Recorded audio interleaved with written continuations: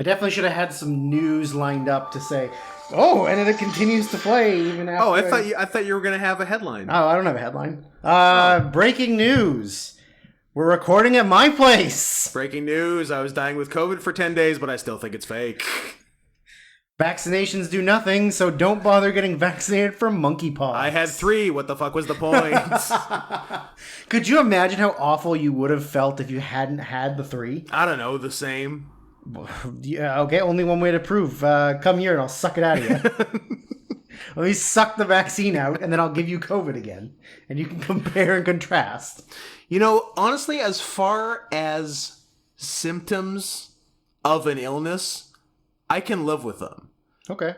Because for me, it was, maybe it's just me, but for me, it was basically just like zero energy and not wanting to leave bed. It was like nothing gastrointestinal. I wasn't nauseous. Not a lot of pain. Not really pain. No, just like, I can't do anything. Yeah. But like, and not really a sore throat. My throat felt kind of weird the first day. But then like minor cold symptoms, like some nasal congestion, but like not really much coughing or anything. So as far as things to get, it's not bad. That being said, I am fucking pissed because I broke my no sick streak. Yep. 11 years and 1 month. April 2011, when a bunch of dirty Australians came here and gave me their weird foreign flu. That's what it took to get me sick last time. Gave you their AIDS. Yeah, they gave me Aussie AIDS. Yeah. Aussie, AIDS. I'm going to write that down. You should write that down. Is what they did to me. That's what it took to get me sick last time. And I guess this time it took a global pandemic. But I'm still pissed off about it. Like, I was pretty sure I was never going to get it. Yep, me too. I'm like, I've gone this far. I've been eating ass up and down Davie Street for 2 years, and nothing's happened. So like, I'm in the clear, and then out of fucking nowhere, I'm mad. Is it because you've been using the public restroom on Davie? That's right near my apartment. I do like that individual public restroom just in the middle of the street. What if that bathroom has never been used for random gay sex? What are you talking? What if they're like, no, that's too cliche. Like, what if all of them happened that everyone thought that? Yeah, that like every gay guy or questioning straight man, or let's face it, bored straight man, absolutely, is like, no, everyone uses that bathroom for gay sex, I'm not going to. That seems tacky. I'm gonna walk 30 minutes down the street and do it in the bushes of Stanley Park. Yeah, I'm gonna do it in the park. Yeah. I'm gonna have random gay sex in the bushes and then run for my life while the coyotes try to eat me. Vancouver is literally one of the only cities in the world where you genuinely have to look out for coyotes. We do one of the most timid coyotes. One of the most timid, like, cowardice dogs in the world, but for some reason, like, they've become self-aware of how cowardice they are, and how much of giant pussies everybody that lives in Vancouver are. So now they've become emboldened. Yeah, and they're like, oh, we're the alphas. We can just take a baby now. We can just start killing people. Yeah. People in the city have been feeding them in the park. People in the city. Have been feeding them in the park, and so they have now become aware to the fact that, like, oh, people aren't scary. They give us food, and if they don't give us food, I'm going to bite you. Yeah. And then some people are having gay sex with the coyotes in the bushes, which just muddies the waters.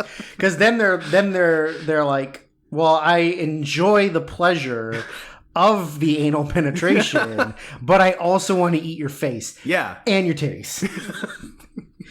And your face and shit. It's one of the only major cities in the world. You know, there's only on record one person that's been recorded as being killed by coyotes. A coyote? That's embarrassing. It was a woman. Sure. Killed in Newfoundland. And if I remember correctly, that they eventually tracked down what was a coyote wolf hybrid. Oh. And they think that's what did it, but they didn't really have proof. So they were just like, oh, that's the thing, kill it. That seems like the meanest coyote, Yeah. so let's kill that one. But how wild is a coyote-wolf hybrid? Yeah. Like, I guess, is there really any benefits to being a coyote other than, like, I guess you're sneaky? You're sneaky. But you're thin. You're nice and thin. Yeah, but like wolves have like run faster, stronger bite, Sure. bigger beans, Yeah. bigger tails, bigger dicks. Yeah. I assume. I would assume. So I don't know what, like, yeah, I guess other than just being sneaky and you can like squeeze through a fence, Yeah. you know, Pretty much. yeah. I think like I used to see coyotes every morning on my walk to work at No Frills. Like I would just be walking down a street at 3:00 in the morning to go to work. And like, coyote. oh, there's 2 coyotes, and then they would just go, oh, what do we do? Let's just walk on the opposite side of the road and like go right up against the house to avoid one guy. Yeah. Yeah, like, before coyotes got bold, they used to just be like sort of racist against people. Yeah. Like, you know, like a white person in an urban neighborhood crossing the street to the other side when they saw someone. Like, that's how coyotes acted with people. Well, they probably got so afraid of being eaten by Asian people. True. Made stews out of them. And then You gotta they're like, watch it. okay, look out for those, especially the ones that squint. But you're feeling better. You're back to almost normal. I'm feeling better. Yeah. You just have to gain back that 5 pounds you lost. I gotta gain back that 5. I'm feeling... Yeah, I'm feeling Gaunt. under. Yeah, I'm feeling like a coyote. Yeah. I gotta get back to wolf. Big gaunt Scott Henson. Big gunt Scott Henson. Big gaunt Scott Henson. Yuck. But it's good to be back, I guess. It is. Took a week off, and because I was terrified of getting it from you, and since we have been recording at your place, I was like, well, I'm not gonna go sit in your infested house in my poison. Yeah, so stewing in my own juices. So the good news is, are you putting this up today? Or are you putting this up tomorrow? I am putting this up tomorrow. Aw, I was gonna say record today and post today. I don't want to post. Well, like, yeah, I know. I don't want to post it's gonna at be like midnight. 10. Yeah, it's gonna be late, but okay. Well, that's disappointing. Yeah, day late, dollar short. Oh well, dollar short. As will next week be. Day late, dollar late. Speaking of dollars, feel free to help us out with our local drive to help Scott and Drew buy stuff. Yes, it's a good cause. It's one of the better causes out there. It is one of the better... You're going to hear a lot about UNICEF. You're going to hear a lot about Habitat for Humanity. UNICEF. You're going to hear a lot about doctors without penises. Oh, women doctors? What next? Women flying planes? It's the answer to a riddle. The doctor was his mom. But yeah, that's all bullshit. So please support the Scott and Drew Buying Things Fund. And thank you to anybody who donated to the Get Drew movies for his birthday. Absolutely, especially Brandon, who gave me some fine Skrilla to buy some movies. I believe I bought The Batman, and I bought Swiss Army Man. And any other men? And I bought Blank Man. Nice. And Dark Man. Blank Man. The movie that posits, what if a black guy wasn't cool? That's the whole premise.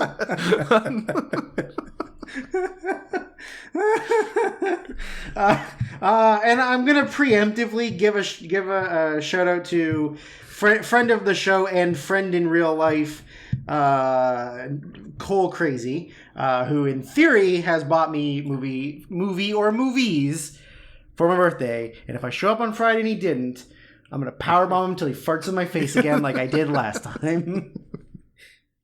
But thank you, everyone. I appreciate it. Absolutely. Adding to my very small collection. Yes, that we're up to 15. The way to support that fund is at paypal.me/notscotthenson. paypal.me/notscotthenson. And another person who supports us is Eric. Go and listen to his podcast here. Do you hate modern wrestling? Wish you could go back to the sex and violence of the 90s? You're not alone. Eric and Tom are going back to 1993 to watch ECW from the beginning to its end. So come get extreme. Just search for Extreme Timeline on any podcast app and come get extreme. I'm glad I remembered. If we don't I've already forgotten.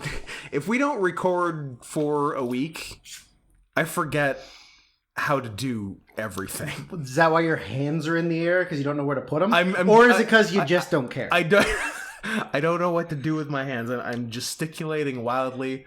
I'm going full Italian mother. But yeah, do you get that with other things? This wouldn't apply to you, but like if I go on vacation and then come back after like a week or whatever, I kind of wonder if I've forgotten how to drive. Like I have no confidence in my ability to retain any sort of function. Yeah, motor functions are gone. Yeah. Depth perception's gone. Yeah. Yeah. No, I gotcha. Yeah. I think it's like when I go like a period of time without any structure in my life, and then I forget how time works, what day of the week it is, like when you're supposed to eat meals. Yeah, it's like I don't have lunch, and then next thing you know, it's like 7:45, and you're like, next thing you know, it's October. I didn't eat today. Yeah, that's not good. Oops. Yeah, big oopsie. The other day on my way home from work, I hadn't eaten all day because walking down the street just the other day, saw a pretty girl, didn't know what to say. I did know what to say. I said, "Hey, yo, bitch, out of my way! I got to get me some peak pies." And I hadn't eaten all day. Yeah, I got two. Oh, I ate them back to back. Oh, and it was the greatest day of my life. I love what I'm hearing here. Yeah. Tell the people about peak pies. Are what the Australian meat pies. Australian meat pies. Yeah. Which are essentially, as you've guessed, a meat pie. Yeah. But what they do is they peak them into like a mountain. So they put on a giant scoop of mashed potatoes, a giant scoop of peas, mushy peas, and then they just gravy, smother it in gravy. Then you can also get dessert ones. They've got triple berry, and then they've got an apple crumble. Must be an apple something. But I don't like hot apples, so I would never get a hot apple. It was too late. Like hot Carl? I like a hot Carl every now and then. Sure. It was too late in the day because they close at 8. Mm-hmm. So I didn't get a dessert one. I got 2 meat pies. You got a second entree for dessert? I got 2 steak and bacon and cheddar. That's the meat correct pies, pie. Both peaked. Oh man. Because I'd had coffee in the morning, and I snuck a couple coffee in the morning, coffee in the evening, coffee at supper time. Yeah, exactly. So I was all jacked up on caffeine, and I had 2 peak pies, Australian meat pies, and it was the fucking best day of my life. That's pretty good. It was so good. Two peaked ones. That's a good amount of food. It was I mean they're hearty. They're pretty big. I usually have 1 non-peaked. Yes. Yeah. Yeah. But then because you're a coward. But I am usually left wanting after that. Yeah. Well, it's the potatoes and the peas are for. Yeah. They're to fill that little gap. Yeah. But they seep into the holes and then fill the cracks. Yeah. So then when you can use them as caulking. So then when you go to poop later, it's just one solid piece instead of it being like droopy little like plops. That's true. Yeah. It holds it all together. Yeah, it was the best. It's a like binding agent. I was on my way home and I'm just like, yeah, I could do this. Should I get too much food right now? And then I was like, yes. No, you know what I'm always close to like every single day, and I don't get every single day. Yeah, peak pies. So I went and got them. Delicious. And that 24-hour bakery you always forget and to the go 24-hour bakery that I literally stand in front of to wait for the bus home, and I never go in. I should go here. Yeah, I'm like, you know what, I should get. But my concern is like, I'm gonna go and I'm gonna get too much stuff. Sure. And then I'm gonna eat it until super late at night. Yeah. And then get tummy ache. I don't be able to sleep. That's fair. Yeah. I do like that there's a chain of 24-hour bakeries, though. Yeah, it is. It's weird. It's nice. It's nice. I mean, and good bakeries, too. It's good. Yeah. Yep. Brecca. Shout out. The opposite of Brecca being open 24/7 and being good is, have you seen what they've been changing Tim Hortons into? like the name on some of the signs. Oh no, They are now the TH Lounge. That would be sick. That'd be really sick. No, Timmy House. it is called Tim Hortons Yeah. Coffee House. Fuck off. The one on Davie. Shut. There's one on the other side of Shut Canby. the fuck up. And the sign is like super stylized and like cool looking now. So it's Tim Hortons all red, like the normal font and size, and then Coffee House. smaller next to it says Coffee House. It is the worst commercially available coffee you can get. It's as bad as instant coffee. Go to any gas station and you will get better coffee. Go to McDonald's. McDonald's is considerably better. Yeah. McDonald's is okay for the price. Yeah. Tim Hortons is fucking trash. That being said, We're going. I've seen some sort of advertisements for some sort of s'mores coffee. There's a s'mores like ice cap, I think. And I am required by law Okay. to try anything that any chain puts out involving marshmallow. Okay. Should we go to Dairy Queen afterwards and get our traditional Score and marshmallow blizzards? Oh, those are so good. The best. But then remember that one when we went after a little bit and we asked and they were like, "Oh, we don't carry the marshmallow anymore." Yes. And we were like, "You motherfuckers. It's the only reason we come here." I know, but I have had it in the last several months Okay, it's back. at least the one on Dunbar. Okay. all right. Yeah. It's back. They brought it back, baby. They brought it back. They got my letters. There's also a Biebs brew now. It's a Justin Bieber cold brew. I knew they had Bieber Donuts. Timbits. Timbits, yeah. No, now they have... Now he's got cold brew. He's got a cold brew now. They're really going all in on And Biebs. I've seen a few people on Instagram try it, and apparently it's shit. It's like one of the worst cold brew coffees Is that's it ever coffee been made. from Tim Hortons? Correct. Then it's bad. bad. And it's endorsed by Justin Bieber. Does it have his piss in it? Like that? What did he piss in? Something in Brazil? In like a janitor's bucket in a hotel in Brazil? Is this something like that. anything? Is that tracking? Yeah, something like that. Yeah, no, I'm sure, like, if anybody who's listening and hasn't been to Canada or hasn't, like, been to because there's a few in, like, northernmost states that are near the border. Yeah, because Burger King bought it. Yes, Burger King bought it. And started opening some U.S. locations. Yeah, I think there's a couple in Washington, like, right across the border. Yeah. And then there's there's a bunch in, like, Michigan has a bunch. Like under Ontario. I think like upstate New York has a couple. Yeah. Maine maybe has like one or two. But they're Dunkin' Donuts, but instead of being like Boston trash, they're like Canadian prairie trash. Yeah. And there's no Tim Hortons in Shamokin, Pennsylvania. That's true, but there's also no Dunkin' Donuts because it burned down. That's true. The cold coffee. The cold coffee. If I gotta do any legal work, I or meet my lawyer here. Yeah, no, it's Dunkin' Donuts, but like nicer, I guess. The thing is, like, I don't know how much time I've spent in a Dunkin'. I don't think I've had one cold coffee from Dunkin' Donuts that I think we went through a drive-through somewhere, like in Pennsylvania or Illinois or something. But I've never actually like had their what are their donut holes called? Dunkin' Dots. Dippin' Dots. Dippin' Dots. Yeah, that's the one. That's a different thing. That's fake ice cream. That is fake ice. What's the ice cream of the future? Ice cream of the future. Freeze-dried future ice cream. I haven't balls. had that shit in forever. I bet you that's not good. I would give it a whirl right now. Have you seen it? Yes, I've seen it. Where? Oh, like I thought you meant ever. No, like recently. No. I can't think of the last time I saw them. They gotta exist still, though. It must. Where did they used to have them in the malls, right? Yeah. There were machines in the malls. Yeah. I bet you Metrotown has one. Let's go. Yeah. And then be disappointed. Absolutely. By freeze-dried ice cream balls from the future.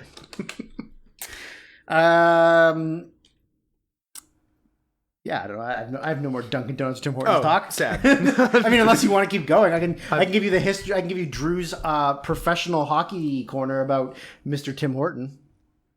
He's the only person to take off a skate and try to Stab stab somebody. someone. Yeah. Yeah. I believe Tim Horton isn't actually his legal government It's name. not His first name's something gay, like Eldritch. yeah, or something like that. Marion. Nope, that's the Duke.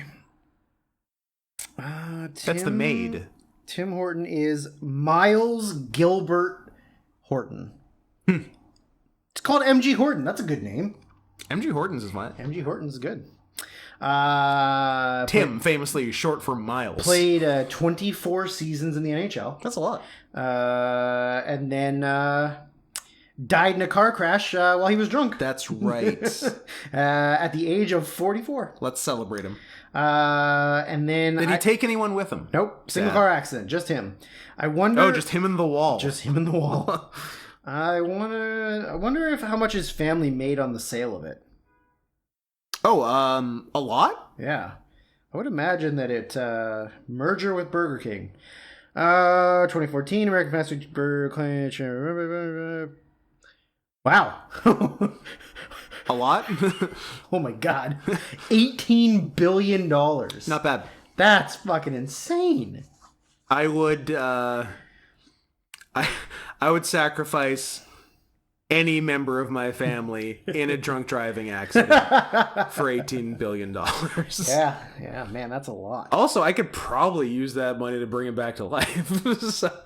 so Depends how many stab wounds in the back. exactly. Our main point of news today is What's our top story? the top story on the news. Is our top story Jake Atlas? Because I want to talk about Jake Oh Atlas. my god. Okay, yeah, let's talk about Jake Atlas. P.S. Not our top story. Not our top We are story. in fact burying the lead. We're burying the lead. Although this could be a top story. Any other day, any other week. any other week, this is the top story. But unfortunately, there's another top story. The topper story. Okay, how great is the outing on this? That's That's the best part. that's the beauty. That's the meat. I didn't see, like, nobody's said anything since then, right? Like, Not really. It's not like, oh no, that's not true. Like, Oh no, like it has not been refuted. okay, Period. good. Yeah. That's what I like to hear. Yeah. I'm gonna look him up. I don't even know if I know what he looks like. Not Jake Atlas, but The outer. the Dukester. The Duke. He's He's got his own shirts. Sure. I think just everyone. Is his gimmick he's a poker player? It was, but he stopped that. Oh, okay, because he's got a Cards. This is one of the worst made WWE shirts I've ever seen. Poker room. But it says And Duke's Poker Room on the oh, I cards. didn't, yeah, okay. Cool. It's bad. It's terrible. You're a multi-billion-dollar corporation, and that's the shirt you come up with. That is not. I guess that's okay. Number one, that's not what I pictured him to look like, but I can see how he's gay. He looks pretty gay. He's a fancy boy. Yeah. He's a fancy boy. He is. Yeah, he is a fancy boy. Fancy Australian boy. So here's the deal. So noted out gay wrestler Jake Atlas, who Signed to AEW at the time. who was he's had a funny story leading up to it. Yes. Who was signed to WWE and was in their developmental NXT, got released when WWE decided to fire everyone with prior wrestling experience because they all learned wrong. You can't know how to do this. Then he got super depressed, quit wrestling, As everyone does. as everyone does, had a bunch of mental health issues, in addition to being gay. I mean, sorry, to specify. Then unquit wrestling, got signed to AEW, the rival other national wrestling promotion, had 2 matches, one on television, and blew out his ACL. Blew out his ACL. And has obviously not been wrestling since because he can't. But he's been up to other things. He's been up to no good. Recently, he and his partner. Continue. I just breaking wrestling news. That's just fucking stupid. Okay. Continue. We're at Big Daddy's Roadhouse in Orlando, Florida. Big Daddy's Roadhouse. And they decided to leave with a woman and have a... I think Duke had been requesting it. Yeah. Oh, yeah. So yeah. And so Jake sort of... I guess we have to bring the other party into the mix. So the other party is not out until this story. Yeah. NXT wrestler who's on TV like every week and is in a storyline relationship with a woman. Yep. An ugly woman.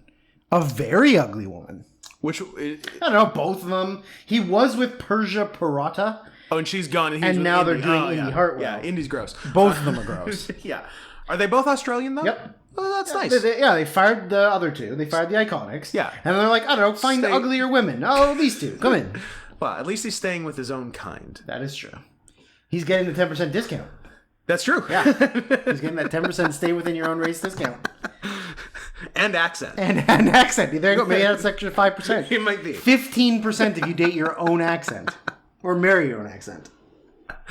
So, yeah. So, yeah. So, very not out until last week, pro wrestler Duke Hudson, who last year I found out, because he's been signed for a while. Well, he was a team with... Shane Thorne? Or was that the other one? Was that Brandon Vink? He is Brendan Vink. Oh, he is Brendan Vink. Yes. Well, there you go. Blew my mind. Yeah. Just like how Shankly... No, the one in NXT is the other one from $1 Million Arm. Yes. Yeah. Yeah. If you had told me they were the same person or a different person, it would have had the same response. Okay. Oh. Sure. Okay. Who last... Did team with Shane Thorne. Yeah, who just last year I realized I have known for 15 years because he was an Australian backyard wrestler by the name of PNB, who we called Peanut Butter. Yes! Peanut Butter.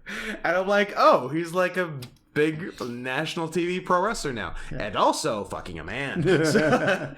Surprise. So, yeah, so Duke was pushing for a three-way with the woman they met at the bar. Yes, and I think Jake sort of reluctantly gave in. And then, so they went back, and Jake was, from reports, belligerently drunk and got super mad at Duke for giving a lot more attention to the woman than to Jake. Yes. And there was a big old fight. And I originally thought the police were called here. They were not. Oh. They went home. Duke was like, okay, you're a drunk bitch. Let's go home, sleep it off. Go home, sleep it off. Wake up, just starts right again.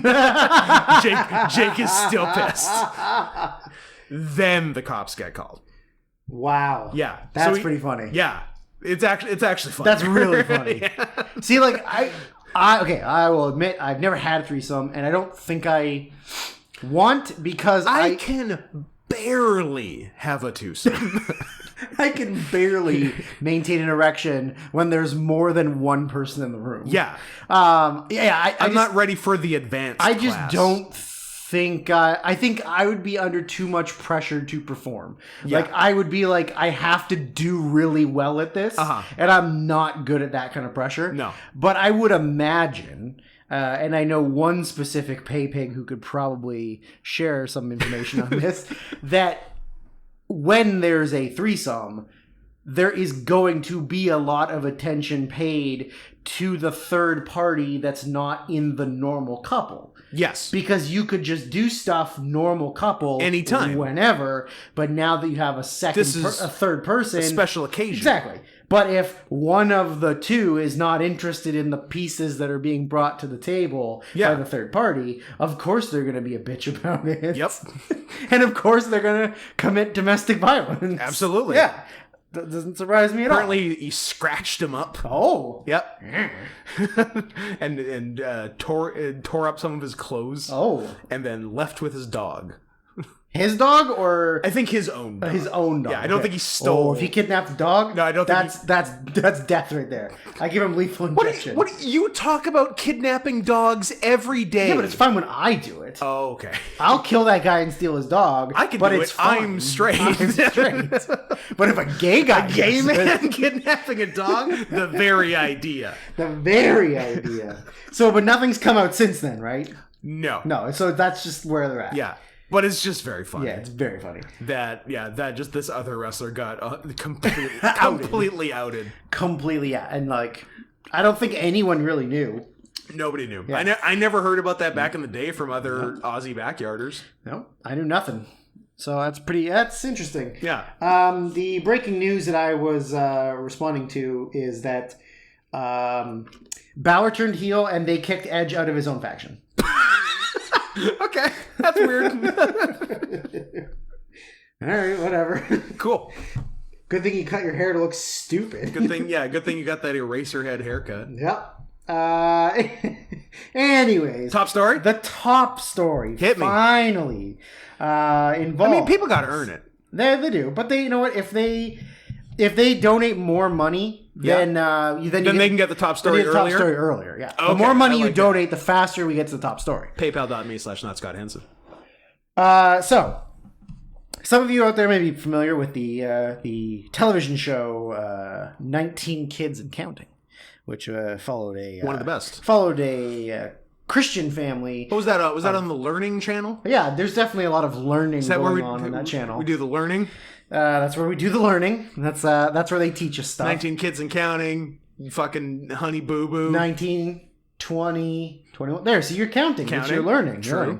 Oh man, one of my favorite memories is sitting in Kelly's basement and showing the Brits Honey Boo Boo. Amazing. It was perfect, and like they didn't want to turn it off. They were so I think enamored, they watched like 3 seasons by like how insanely fat they were. This is disgusting. Yeah, like that would be illegal to put on the air where they're from. Yeah, absolutely. Yeah, the Brits don't allow pigs on TV. Yeah.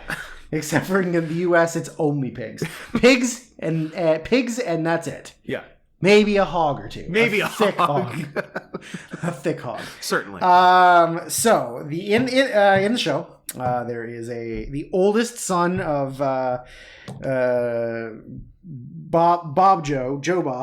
Jim Bob. I believe Jim Bob. Jim Bob is the father, like the oldest, the patriarch. The patriarch.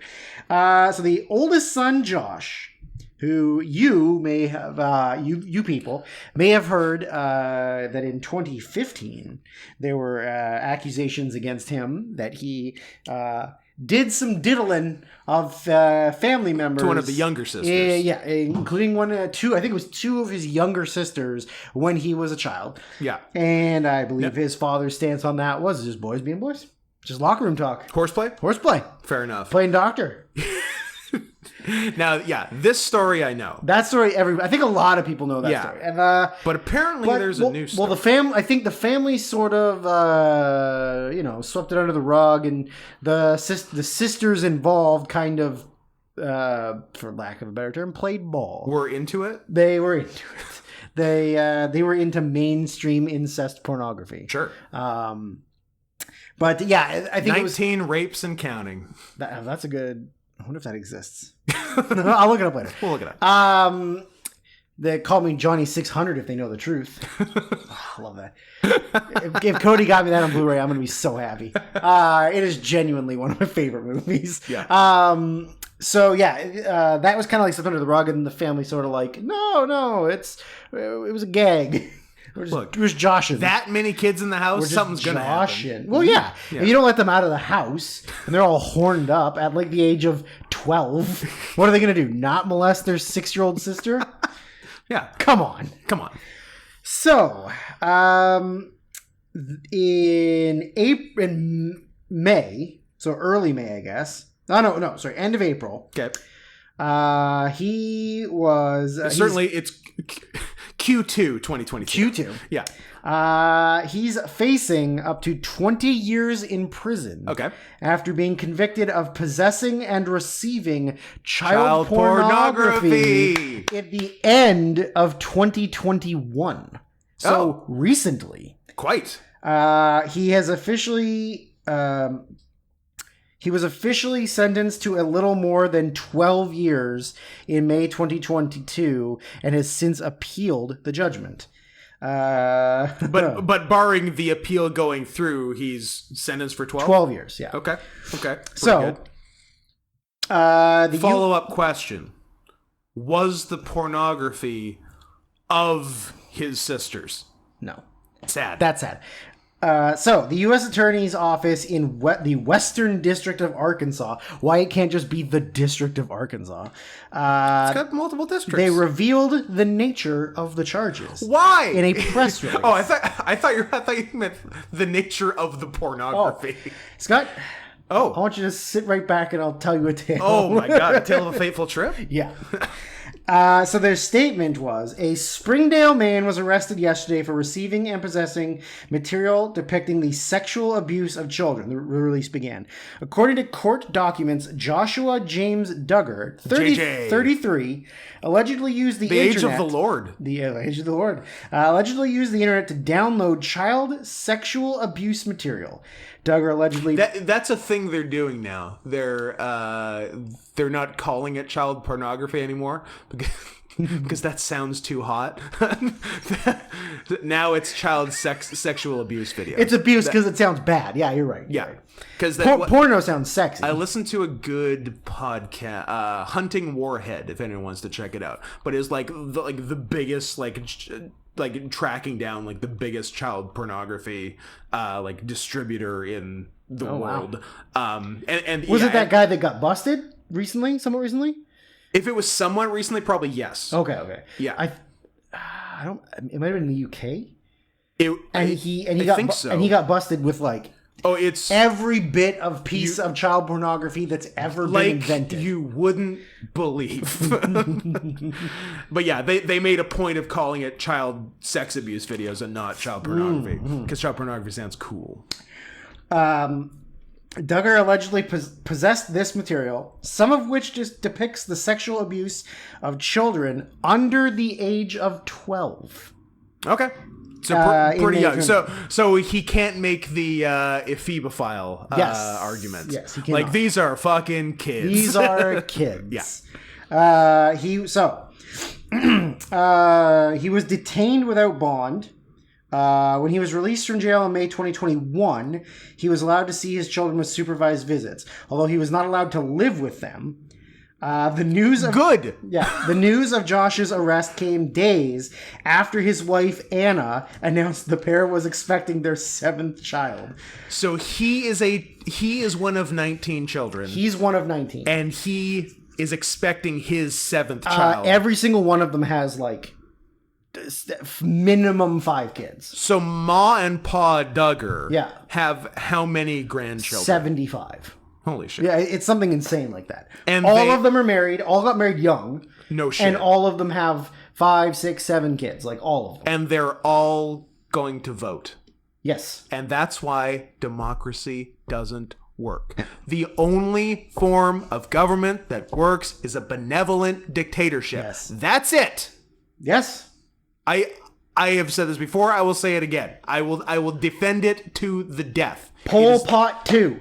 Pol Pot 2. I don't know how benevolent Pol Pot was to certain demographics. I guess that's true. But if you get like a dictator that's chill, Chavez. Chavez. Chavez. Look, there aren't a ton of good examples. Gaddafi, except for at the end. Yeah, when he was Gaddafi, a coward. Yeah, Gaddafi minus the end when Guys, he bitched please don't out. hurt me. I'll be your friend. Muammar, we miss you. Yeah. R.I.P. King.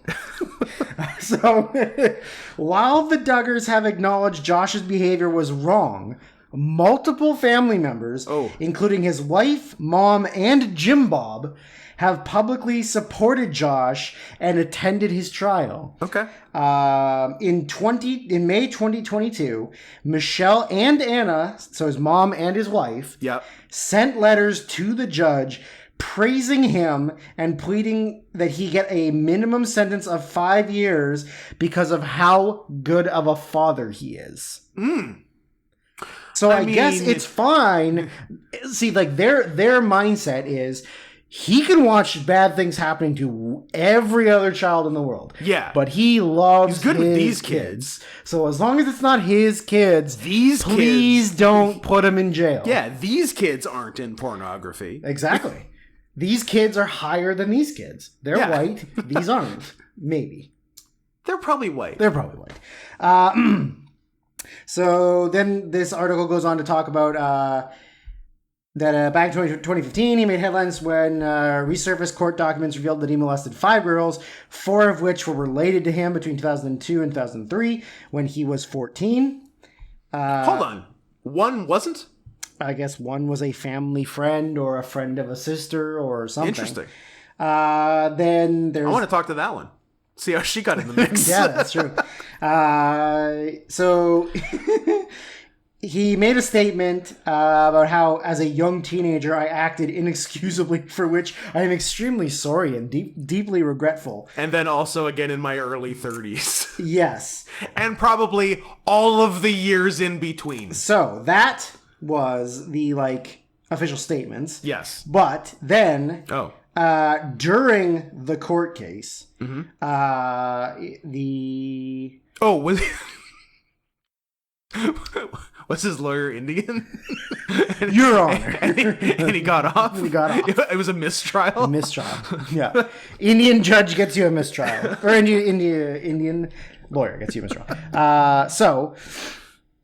The magistrate judge of the U.S. District Court in Fayetteville, Arkansas, said her decision to allow Duggar's release was a close call and comes with many conditions. Also during the hearing, Agent Gerald Faulkner, a federal Homeland Security agent, testified that images found on a secret hard drive of Duggar's computer were among the top 5 of the worst that I've ever had to examine. Oh boy. He said that the images depicted sexual abuse of children as young as 18 months. Oh, the baby stuff. The baby stuff. That's real tough. You've got to imagine that this guy has seen a lot. Yeah. That's a hard job to have. And he's saying that this is the top 5%? 5 of the worst he's ever seen. Ever. And most of those Homeland Security guys are old. So he's seen a lot of shit. Yeah. Then, according to documents, he was accused of downloading pornography that included the sexual abuse of That's children. how I know I'm okay. Because I got a lot of hard drives. Yeah. But they're all out in the open. I don't That's have true. any secret hard drives. That's true. They're all right there. Yeah. No, I don't recommend you look at every one of them. Don't look at the ones that say Texas. I mean, or unless say, you want to just be bored by a bunch of numbers. Travel information Thailand. You want people to look that up? Yeah. So she ordered Duggar to be confined to the home of a family friend who have agreed to be his custodian during his release, and prohibited Duggar from any internet accessible device. I would hope so. He is restricted to the home with a few exceptions, including church, of course, Sure. medical and legal appointments, and court dates. He is only allowed to see his children in the presence of his wife and cannot have contact And 12 policemen. and 12 policemen, and cannot have contact with any other minors, including nieces and nephews. Of which there are, as we stated, 75. Some of the children depicted in the sexual abuse material in Duggar's possession were close to the age of his own children. Agent Faulkner testified to finding dozens of pornographic images depicting nude images and sexual abuse of children, including toddlers, on a hidden hard drive of Duggar's work computer. He said that there were more than 200 images that had been found on the computer that had been deleted.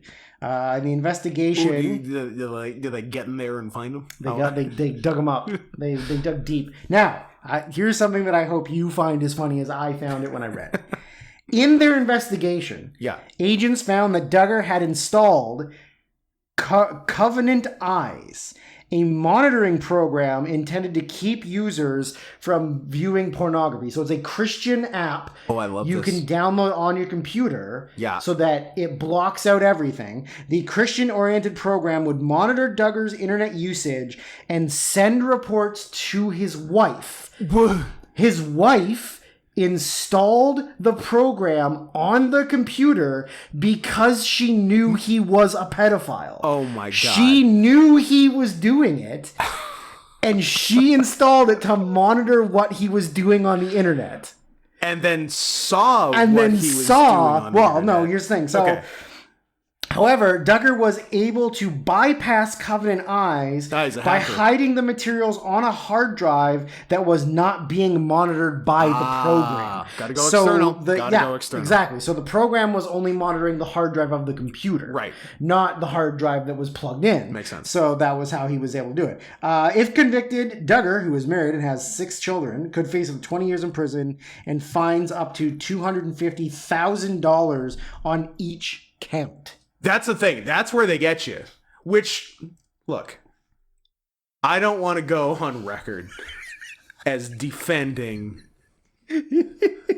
child pornography. Pardon me, child sexual abuse. Pornography sounds too cool. Yeah.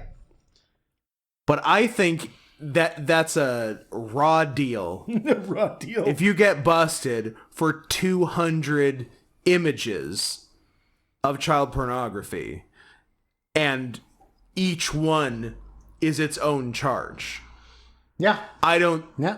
think that's fair. I mean, that's... I think you should get busted for you had child pornography. I think he did a lot of busting. Certainly.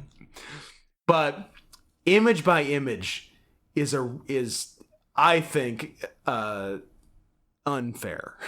I think that falls under. I would just like to remind everyone that the cruel, opinions of Scott Henson are strongly the unusual opinions of the punishment. podcast, including Drew. So I took the power away from you. I took the words from you. It was really funny is that after the original 2015 information came out about him molesting his sisters. Yeah. His parents went on Megyn Kelly, of all places. Sure. I assume that's when she was still on. When she was still on Fox. Yeah. As parents, we felt that we were failures. We tried to raise our kids to do what's right, to know what's right, and yet one of our children made really bad choices. They maintained, though, that their son was not a pedophile because he was too young at the time of the abuses. He was never charged with a crime. So he was 14. His sisters were younger than 14. And they pretty much talked the sisters out of pressing charges. Interesting. Like they made sure that none of those charges went through. So I don't know. I don't actually know how the charges got brought to court originally, because if the sisters didn't do it, it must have been they must have confided in a family friend or something, and then they told the police, and when the police came, they were like, "Nope, nothing happened. Nobody touched nobody." He also, so after the 2015 ones, he sought treatment at the Christian Counseling Center in Rockford, Illinois, with his wife to cure him of the devil. And don't worry, it worked. If there's one thing... Every time. If there's one thing I've learned about camps, in general... Go on. They work. Guys, camps work. Camps work. So they canceled the show after the 2015 allegations came out. Yeah. Then they tried to do like a spin-off with some of the younger kids. I guess like the ones that they felt bad for got diddled by their brother. The ones that got molested. Yeah. They never said which ones, so maybe I bet like it had to have been. I mean, just if of 19, he's the oldest though, so it literally could have been any of the ones younger than him. But I mean, just go back to some like I don't know, like 2012, 2013 episodes and like figure out which ones are the hottest. See which ones he's chummy with. Yeah. Playing tickle games and Hey, you want to go down to Uncle Touchy's naked puzzle basement? Absolutely. You won't wear a shirt, but you'll cry. Well, that was some good news. Aren't you happy that I saved that for the podcast and you didn't know about it? Glad I didn't say banana? I don't like revealing the information to you beforehand. I like to give it to you live on air. Or you like you're watching the news. You like to give it to me live on air? Yeah. What else are you going to give me live on air? Well, I already said I was going to suck the vaccine out of it. So promises were made. Promises were made. Yeah, no, I did not know any of that. That is very exciting. I like all of that. But I think originally what made me like so invested in the story was the child sexual abuse. The mom, the dad, and the wife defending him by saying he's a really good father. So, but like the funny, like if you really think about that, almost any man can be a father. Like other than the ones that have, gay man can't be. They could be though. No, if they had sex with a woman. No. They could make a baby. No, they got gay sperm. Doesn't happen. Oh, gay sperm can't swim into eggs? Nope. It's just sperm to sperm, sound, like a docking? Yeah, no. Sperm to sperm? Can't be done. All right, fine. Any straight man. Much like my mother's friend in grade 12 who got pregnant and was surprised at this turn of events because she thought that you couldn't get pregnant unless you wanted to. Well, it was the 1960s, right? It was the 1960s. Yeah.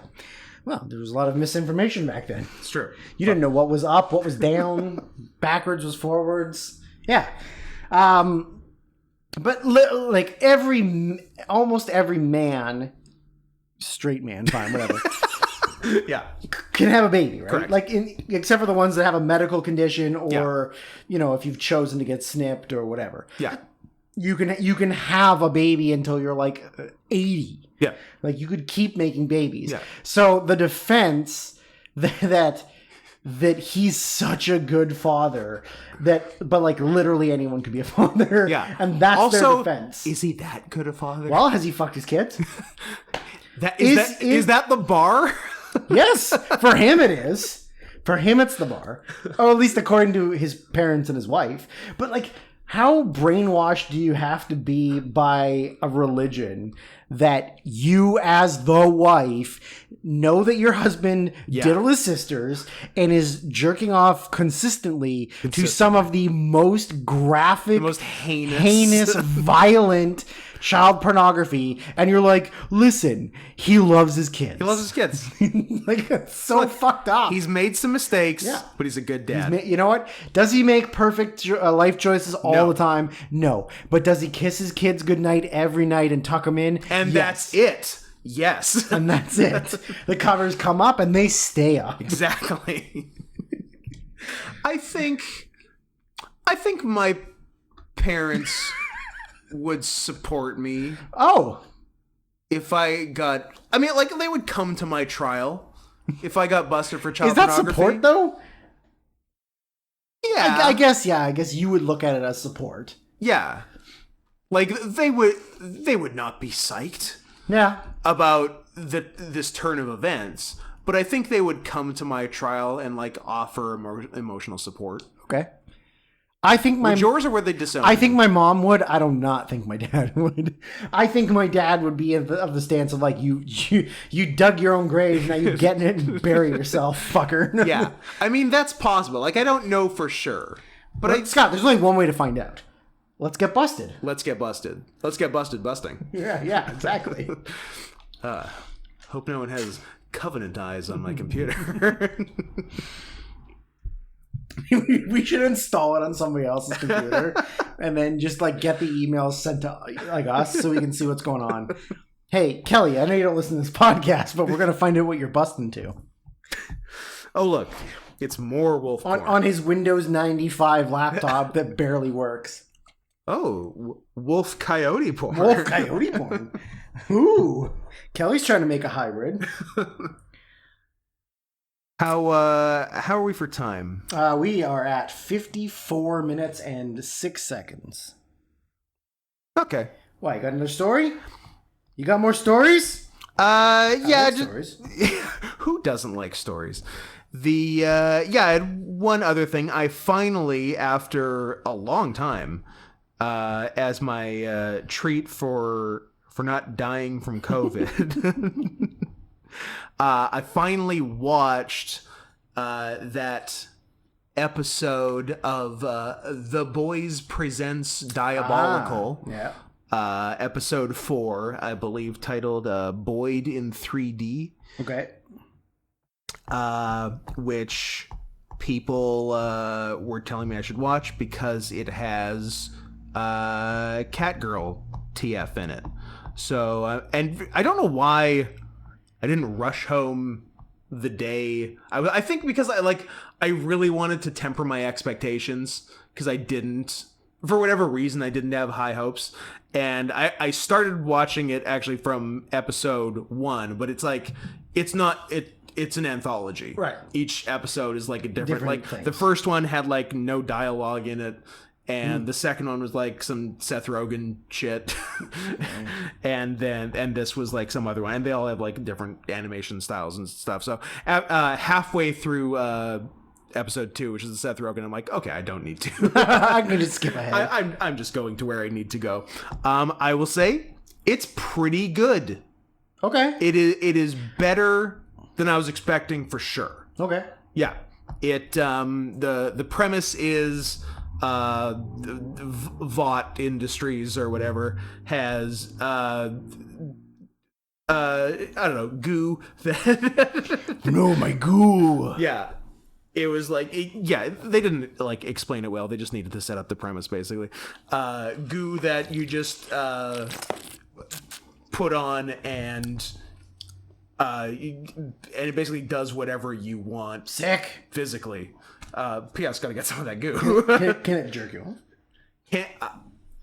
You're saying it transforms you into whatever? Yes, it does whatever. It doesn't make it into a fleshlight and then you can fuck it. No, it does whatever to your physical appearance. Okay. So a dude gets a hold of it and just like basically makes himself look like Homelander because he has zero fucking imagination. Like, oh, I want to be a hotter white guy. Well, some people can't think outside the box, Scott. And then his neighbor, who I think he was always kind of like nervous to talk to, also gets a hold of it, and she, like a smart person, boom, goes Catgirl, and like decent Catgirl, like nose, whiskers, ears, tail. Damn it! Drew made a paw hand at me. She probably had claws. I think she had claws, but I don't believe beans. Are you looking it up? Yeah, no beans. Yeah, but claws, right? No. No claws? Well, yeah, she's got claws. Yeah. But like otherwise, like human hand. Human hand. But yeah, like decent. And then the story goes that they become this like super hot like Instagram couple, but then get like jaded and fall out of love and all that. Who are the people? The Catgirl, I believe, is Nassim Pedrad. Who was the musical guest? Hooba Stank. And I think the guy was Elliot Glazer, which I think is Alana Glazer's brother. Yes. Yeah. Yeah. He's done some stuff. I think he was on I think he's been on Broad City and other stuff. Yeah. But yeah. So if you're in the market for some decent Catgirl transformation, might I recommend The Boys Presents Diabolical Episode 4, Boyd in 3D. That's my recommendation of the. That's my. You know what? I'm gonna go as far as to say that's my lock of the week. Lock of the week. Yeah. Yeah. I mean, he plays her brother in the show. Yeah. Yeah. Yeah. That makes sense. Her brother, real life brother, her gay brother, and her gay brother in yeah. Yeah. But he plays it straight in this. What? Well, yeah. Oh. That's Plays like a straight who fucks a cat girl, which is the straightest thing you can do. that is the straightest thing you can do. That's like Jaime, her gay roommate, Yeah. is like Who's not, not gay, Yeah. and also doesn't really have that Puerto Rican accent. Oh, yeah, he puts it on. Was like, what did I watch him in? Oh, he was like an undercover cop / fake drug dealer thing in some like violent action movie I saw. I think he was on Narcos, too. He was in Narcos. Yeah. Yeah, he was in Narcos. Yeah, And he got a terrible, like, one-season sketch show. sketch show. Stupid name. Latino something. Yeah, Glitterino. Laughtino. It sucks. Yeah, it sucks. The show looked terrible. I didn't watch a second of it, but like the trailers. I mean, made me Scott, mad. most sketch comedy shows are fucking terrible. That's true. Arturo Castro is his name, Yeah. and the show was called. Well, it's not even Probably as self and not. Yeah, I was gonna say it's not listing as actor, so. It's stupid. Well, I wish I could remember it. I wish I could pull its stupid name. It would be great if you could remember it. It's not even Alternatino. Alternatino With Arturo Castro. The That's poster right. is stupid. Yeah, everything about it looked awful. Just awful. Oh, yeah, all of his characters. All his characters. Yeah. What's my opposite of Lock of the Week? Cock of the Week. Mort Krim's Chump of the Week? Chump of the Week. Did I... Hey, Al Qaeda, you send your best guy here, right now, to me. I'll fight him. You win, you take over America. I win, you give democracy the old college try. Did Mort. I think he died recently. Oh, did he? I think he did. R.I.P. Mort. Sad. Oh, so good. If you haven't seen Detroiters, it is an excellent show. It's amazing. I love it. I treated myself to the entirety of 2 television shows during my COVID times. I went with the D's. I went Detroiters, and I did Dallas. I should do Dallas. The reboot. Who did shoot JR? Never find out. No, I did a nice little rewatch of all 5 seasons of Damages. And it was nice. Okay. Yeah, Not bad. I enjoyed it. I like All the while you were laying there dying slowly. Yeah. I couldn't do anything. Like I couldn't move. I was in bed for 23 and a half hours a day. And didn't shower. I did not shower. That's gross. But also, I'm not surprised.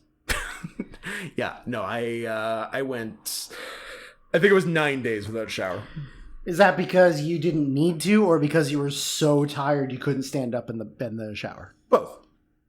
All right, fair. Yeah. How do you like that? Asked and answered. You know what? I didn't get dirty. And I couldn't have if I wanted to. If I get COVID, which I'm not going to because I'm immortal. Gold star. I'm a gold star. I'm the only gold star left. Tail star. P.S. By the time you're hearing this, I got COVID. I'm gonna shower 3 times a day to make up for you. I'm gonna be the nicest smelling boy that's ever Keep lived. the average even. Yeah, I gotta waste enough water to make up for you not wasting water for 9 days. True. Yeah, we don't want to not have a drought. Yeah, exactly. Like we do every fucking summer. I think this year we're fine.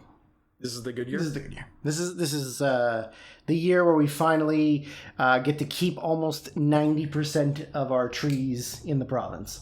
Oh, cool. And shrubbery and shrubbage. It was funny how, but by my count, the last podcast we did before I got COVID was I believe the first podcast after my YouTube got hacked. Yes. And then luckily got that fixed. Then I believe I went on record as saying nothing bad is ever going to happen again. And then YouTube heard you. Within 1 week, I got COVID.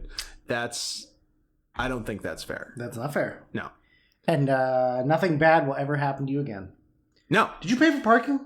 I did. Ah, I actually did. I was hoping that was the bad thing. That $3.95 until 9 a.m. That's right, you did say that. I forgot about that. And if you think I'm not getting every goddamn minute out of that, you're gonna be here when I get up. I'm gonna be here after you go to work. I'm gonna get up for work at 4:45 in the morning, and Yeah. you're still gonna be here. Do not wake me. Okay. Okay. No, you'll be awake. You don't go to bed till 6 a.m. That'll be about bedtime. It'll it's You'll in the sleep for 3 hours on the couch, and then you'll go home. yeah. Right before your parking expires. You know what? You'd sleep through it. Your parking would expire, 100% and you'll get a sleep ticket. through it, get a ticket, get towed. Scott, do you want to talk about maybe my favorite movie of all time? 1986's Manhunter. Absolutely. Michael Mann. This movie and Michael Mann, 100%. Like, I'm gonna watch every one of his movies now. Just crushing it. Yeah. Thief in this. He gets it. Love it. He fucking gets it. I love him. This is such a cool movie. Like, it Yes. really is a cool. Michael Mann cool is movie. one of, like, if he hadn't made Public Enemies, or did he make what? Ali? He made Ali, which Yeah. whatever. Actually, if he made Miami Vice, which is if he stopped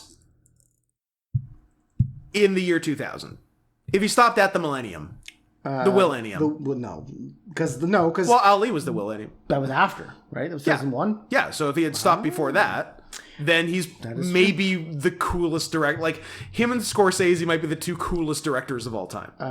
Not to get off on a tangent, but you heard the Scorsese news? He's gay? No, well, we already knew that. He's short? That thanks to the Irishman, Uh-huh. Netflix will no longer be giving big name directors like passion projects to do because it costs them so much money to make it. Even though it was nominated for Oscars and everybody saw it. I was going to say, it was successful, no? But they are no longer giving big name directors also, passion projects because it's costing them money. Not every director is going to make a 3.5 hour movies with 10 expensive actors. Like, other big name directors might be more chill with their Netflix projects. Maybe. But we'll never know because Scorsese ruined it for everyone. Don't give Marty money because Marty's going to do what Marty does. I guess. He makes 3 hour long movies that are sometimes too boring to watch at 10:30 at night. That was on you. That was on me and Kelly, sure. But yeah, I'll see your latest screening of Silence, please. will there be 20 minutes of commercials and 20 minutes of trailers before the actual movie starts? Oh, then I'm in. Hey, a rare non-complaint from me. Have they stopped? Yes, they have. absolutely. They've stopped showing commercials. Yeah, I don't know if it's at movie I don't know if theaters. it's because nobody wants to spend them. Like, If it took a spend the global money, pandemic to do that, worth it. I would be glad if I don't have to sit through a Nissan commercial and the same Coke commercial twice. Because I've seen a chunk of movies me too. since COVID, but it didn't occur to me until my recent double feature of Men and... Men Who Stare at Goats? Nope. What did I see before Men? I don't know. The bad guys. Nope. Although I think that was a double feature too. Yeah, it was a double feature. That was supposed to be a triple feature. It was. But somebody bailed. Yeah, this was the triple with the Nick Cage, but didn't see the Nick Cage. Men and... Vortex. Ah, okay. Disappointing, by the way. Both? No, Men was cool. Oh, okay. Vortex was a much worse Amour. Oh. But like no Gaspar craziness. No leg twitching, no stroke leg twitching. And... no fucking leaving your kid in the electrical room. So he just wants to like make a movie. Yeah, he just fucking made a movie. Yeah, maybe although his one before that, which I haven't, between Climax and this, which Lux Eterna, which apparently started as an Yves Saint Laurent commercial that he just turned into a movie because he's crazy. Love it. That's apparently nuts and will 100% give you a seizure. What if we get Gaspar Noé and Sion Solo together to make a movie? What if we get Gaspar Noé and Hope Solo? Nah, well, she did beat up her husband. Yeah. And then said a bunch of derogatory things about Swedish people. She's a bad bitch. Yeah. I think we can do it. What is there? I don't know. There's a Puerto Rican Day parade going on outside. Who will not wear the Who will not wear the ribbon? Yeah, no, that's crazy. Okay, anyways, you're saying double feature, men. Oh yeah, and it didn't occur to me until the second movie. I'm like, wait, these are just trailers. Yep. This is awesome. Yeah. I was so happy. Well, did you see it in VIP? Not those. Did you see it in AVX, Ultra AVX? Did not. Though I think Was it a regular theater? I think I saw those. What are you, poor? Yeah, I think we saw those regular. Yeah, because Vortex was at Van City. So regular. Yeah, and Men was at Steamworks. The bathhouse. Yeah, you said we saw men. I mean, there were certainly men there. Men was Colossus. the corpse of a mall known as International Village. Oh, yeah, the good mall. Yeah. How many stores are left? 3? Drew. It's it's a sad day when the medieval knives and armor store goes out of business. Dragons. Yeah. When that goes down, your mall's failing. We lost that one. Yeah. There's like I think they're tearing that whole thing out, or I think that's the plan. They're going to have to. I think that's the plan. I mean, they should have in there 10 years ago. Yeah, I mean it's prime real crazy. estate right in the sketchiest part of the city. Yeah, it's so like their dream for that mall is not what happened. Because that was supposed to be like a happening mall. That was supposed to be Metrotown. Yes. Yeah, downtown Metrotown. That's what it was. Yeah. I don't think I had been in there before maybe like 2010.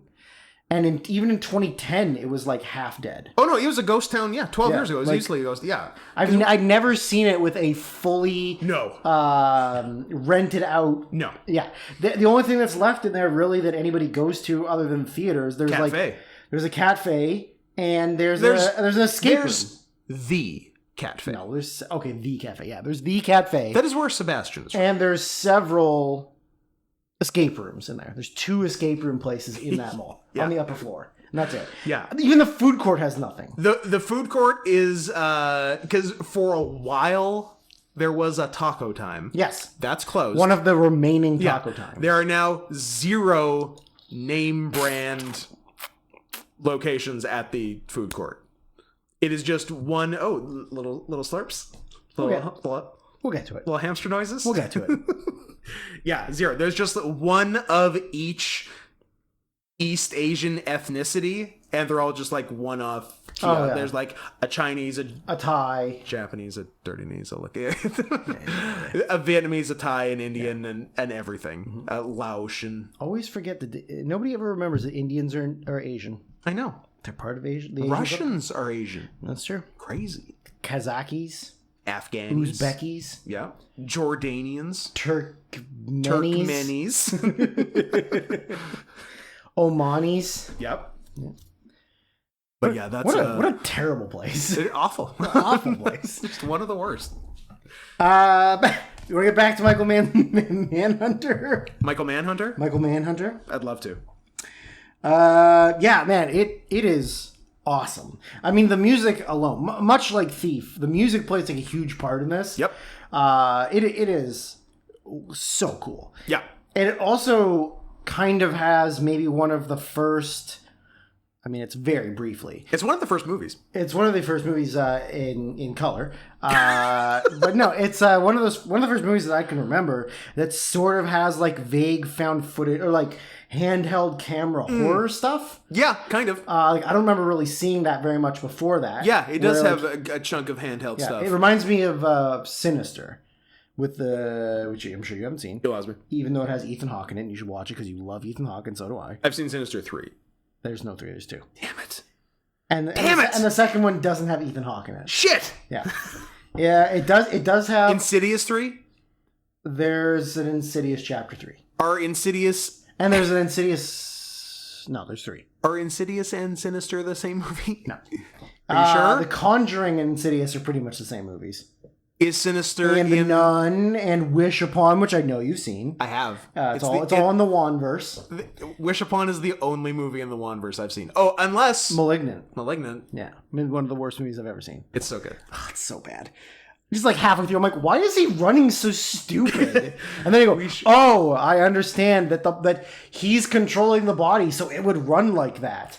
We should find a way to get to Malignant. I mean, we can. We might have to do two James Wan movies. I'll every time I see a James Wan movie, I'm never giving James Wan another fucking dollar. Hey, James Wan, do you want another dollar? He's doing Aquaman 2, so we can see Aquaman 2. He did Aquaman 1. Did he really? Yeah. Did I see it? I probably did. Oh yeah, Kelly and I watched it. I saw it at the theater. Because you love Amber Heard? I love Amber Heard. I support domestic abuse victims. Which is why I don't support Amber Heard. She's a lying cunt. There's nothing behind those eyes. So, there is not. No, she is beyond batshit crazy. Yeah. This movie is essentially the original Hannibal Lecter story. This is the first. This is Red Dragon, the novel. The first Thomas Harris book adaptation. Yeah, so this is before Silence of the Lambs, before everybody knew it. Yeah, this is the adaptation of Red Dragon. Red Dragon, yeah. Yeah. Which then also would be done later as the second Hannibal Lecter movie with. Yes. Because it goes Silence of the Lambs, Red Dragon, Hannibal Rising. Hannibal Beginning Rising? I think Rising. Hannibal Rising. Yeah. And then... But that's not the order the books are. The books are Red Dragon first. Yes, yeah. But the reason they did Silence of the Lambs first is because they wanted the Anthony Hopkins character to be the focal point of the movie. Because in this one... And to be the best actor winner with some of the least screen time of all time. Doesn't matter, he deserves it. I know. So this one, the Hannibal Lecter is played by Brian Cox. Yeah. Who does it much differently. Like, if you're expecting this to be like Anthony Hopkins, it's going to be... It's different. It's very different. Yeah. It's not... There's some things, like... There's subtleties to it, but like we said off air, he's like a lot more, like, sneaky and just kind of like... Yeah, his main thing is he's sneaky. Yeah. Yeah. And kind of like a bitch. Like, he's not overly trying to... Like, he's not the one that's causing the emotional pain, like, directly. Yeah. He wants to be a piece in the bigger... Yeah. Like, he wants to plant the seeds of the bad stuff that's going to happen. Mm-hmm. So he's a lot more, like subdued in, like, the fact that... Yeah, and, like, more calculating. And he not really scary. Not necessarily. He's not scary like Hopkins is. He's you know, in Silence of the Lambs, they're actually having conversations, and she's going back to him to get information, to have conversations. In this one, it's really just the one scene. Is it one or two? I think just one. And then they find all the stuff in his... Yeah. He's involved in more scenes that don't involve Peterson. But they just sort of have the one conversation. The one conversation. So the main guy is William Peterson of the original CSI fame. And now CSI Vegas. And now CSI Vegas. Who is, as per my first note, that is a young, fuckable William Peterson. Although is he really that young? I feel like he's already. He's probably not old. that. He's probably. He's got some salt and pepper. He's in his probably hair. well into his 30s. Yeah, but still younger than now. And like this is his first big thing. Like we saw him in Thief, but he had a very minor role. Yeah, for 5 seconds. Yeah. So this is his first like major role. Yeah. So he's like the detective who busted Hannibal Lecter 5 years ago, but the whole ordeal of capturing him, tracking him down, all of the the stuff, the murder photos and the crime scene photos and stuff, like really fucked with him and fucked with his family. So he sort of like got out and wanted to just like live on a boat and live with his family by the ocean and be kind of mellow. And then there's a series of like violent home invasion murders. Yeah. Where with an unknown assailant and his former... Where families are being killed. Yeah, families are killed and like women are very like brutally assaulted. And his former boss, who's played by Dennis Farina, comes to his house. Who is the most Chicago man in the world. Chicago man. And like that, he's got like the quintessential 80s look. Oh yeah. The curly, like, permed hair. Yeah, the mustache, massive big old mustache, yeah. And just like, Looks great. He's got the look. Yeah. He's got the touch. So if we're fans of the Hannibal TV series, Dennis Farina and William Peterson are Lawrence Fishburne and Hugh Dancy. Yeah. So he comes in and Also, this was awesome in its own right. It also just made me want to rewatch Hannibal again. I thought it's the best show. It's great. Yeah, it's incredible. I never finished it. I watched 2 seasons. No. Oh, so yeah, there's 3. So yeah, I watched 2 seasons. So I never got to the because season 3 is the second half of because they knew they were getting canceled and they had to condense things. The second half of season 3 is Red Dragon. Ah, okay. Yeah. So he with some good tail stuff. Nice. Like the I don't think the guy who plays William Goldfarb with Francis Dollarhide. We got there. The Tom Noonan guy in the series. I don't think he's that much of a named actor, but yeah, he has like fantasies of himself like being the Red Dragon, and looks fucking great. And it's a scale, and that's me saying that about a scaly. It's a time and place for everything, Scott. I don't think being pro scaly. What time is right now? Fair enough. Let me see if I can quickly find out who this guy is. Who Dollarhide was in Francis Dollarhide was Richard Armitage.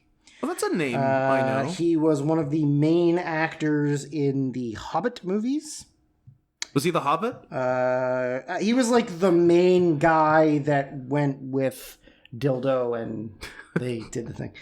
He was the one who watched Thorin is his name. Oh, okay. Yeah, he was one of the main ones. Oh, he is. Yeah, I can picture. He's also like a bad guy in the first Captain America movie. He's in. Yeah, he's in a ton. He was Captain Iraq. He was Captain Iraq. Yeah. He was in like a ton of like British television shows in like the 2000s. Okay, so he's a guy no one outside of the UK has seen. Yeah. But yeah, he's sort of a name. Shout out to Dick Armitage. Dick. We love Dick. So I lost my train of thought. So Dennis Farina goes to his secret beachfront hideaway and pretty much says to him, like, listen, this guy's like on the loose. He's murdering families. Yeah. Like, you're the only one that's going to be able to figure this out. And he's like, I need to think about it. And of course he decides to do it against his wife's wishes because women are bitches and they stop you from living your dreams. So then he kind of gets the, he gets the same thing that Hugh Dancy has in Hannibal, where he's kind of got like the visualization of the crime scene in his head. Like, not as much as on Hannibal. Yeah, where like he doesn't actually see the Hugh gets pretty autistic with it in Hannibal, not to the extent that Peterson does. Yeah, Peterson doesn't. But same deal. He can like sort of piece together a crime scene in his head, and like is very good at getting in the heads of the mindset, the murderer. Yeah, which is why he's part of why he quit, because he's like he couldn't get like Hannibal thoughts out of his head. It's a real Heath Ledger situation. Real Heath Ledger situation. Yeah. And even in these like early scenes, there's already some awesome shots. I mean, there's a great shot. I think it's Farina talking to the wife, Peterson's wife. The back shot through the yes, yeah. It looks so good. They're sitting on the balcony of the beachfront house. So they're out on the balcony, and they're in silhouette, and the camera's inside the looking house, out looking past out. them. Yeah, very cool. Looks awesome. Very, very cool. Yeah, and like you don't see any features on them, and they're just talking. That's very, very cool. So yeah, he's going through. They tell him that there's videotape, so they know that he's videotaping the murders and he's leaving them for the police because you want to show everybody what you're getting off to. Yeah, like that's the whole point. So he's no secret hard drive guy. He's no secret hard drive guy. So I love a grisly murder scene. This had to, like, just walls spattered with blood. even though you don't like horror, I think you would like Sinister because it's got a lot of that stuff. Okay. Yeah, and it's got Ethan Hawke. Do you like Ethan Hawke's good, and James Ransone. Do you know him? Do you like him? James Remar? James Remar, Dexter's dad. Is that Dexter's dad? It's got Dexter's dad. I like Dexter's There dad. you go. And Shannon Sossaman, who I had a big hardcore lesbian crush on in the early 2000s. You were the lesbian? Mm. Okay. I had such a big crush on her that I wanted to rub our vaginas together scissors position. That's how much I was into her. So, he's investigating, but he's not really getting that far. But he's there. I liked the scene where he goes back to the house and he's out in the woods. Yeah. And he's sort of trying to gauge, like, he was spying on them. Yeah, what he did. Yeah, and he finds the Mars bar wrapper, Yep. and the music that's playing during that is super fucking cool. Yeah. I should have looked it up before we got to the band that did band. the soundtrack. Yeah. So Thief was Tangerine Dream. I know it wasn't Tangerine The Dream Reds? in this. I guess so. It's the Reds. I don't know who they are, but they're the Bunch Reds. of fucking A communists. Philadelphia band.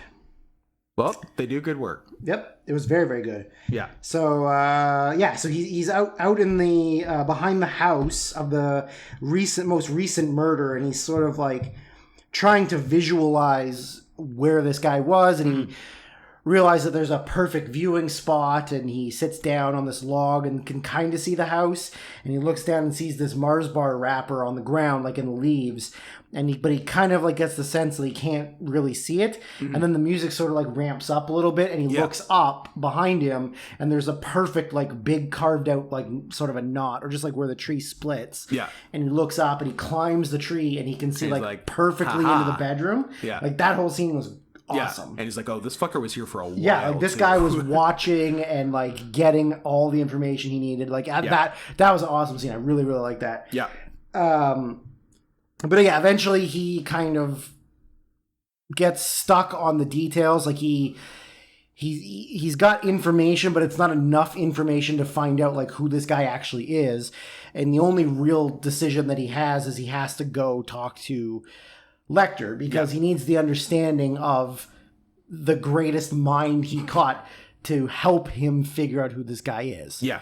But it's kind of, I don't remember if it's revealed before he goes to Lecter or after he goes to Lecter, but somebody in passing, like one of the other police officers or something, says like, oh, like didn't he like cut you up real good?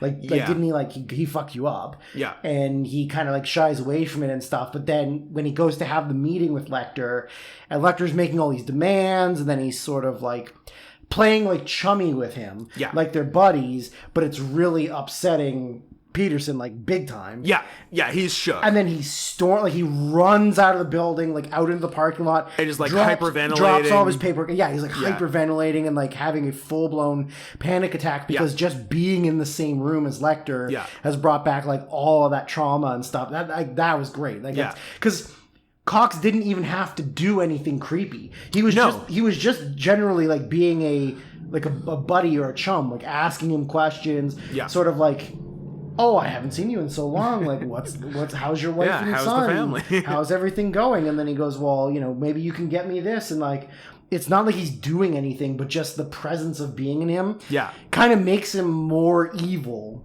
because he doesn't have to do anything. Yeah. And he just, that was really cool. I really like that scene. But yeah, that is really the only scene that they directly interact. Pretty much, yeah.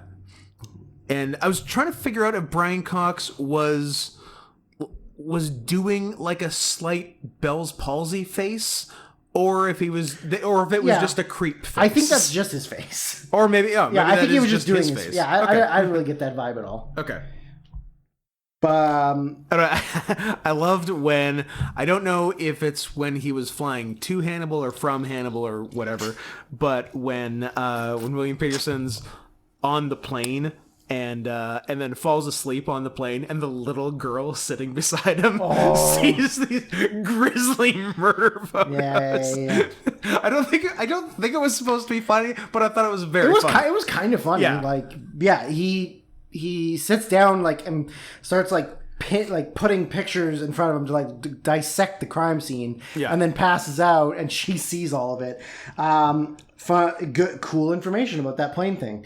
So the production could not get permission to film on board a commercial airplane. So what they did was the writer-director, Michael Mann, booked his actors, actresses, and crew on a twilight flight from Chicago to Florida, where the production was relocating anyways. Okay.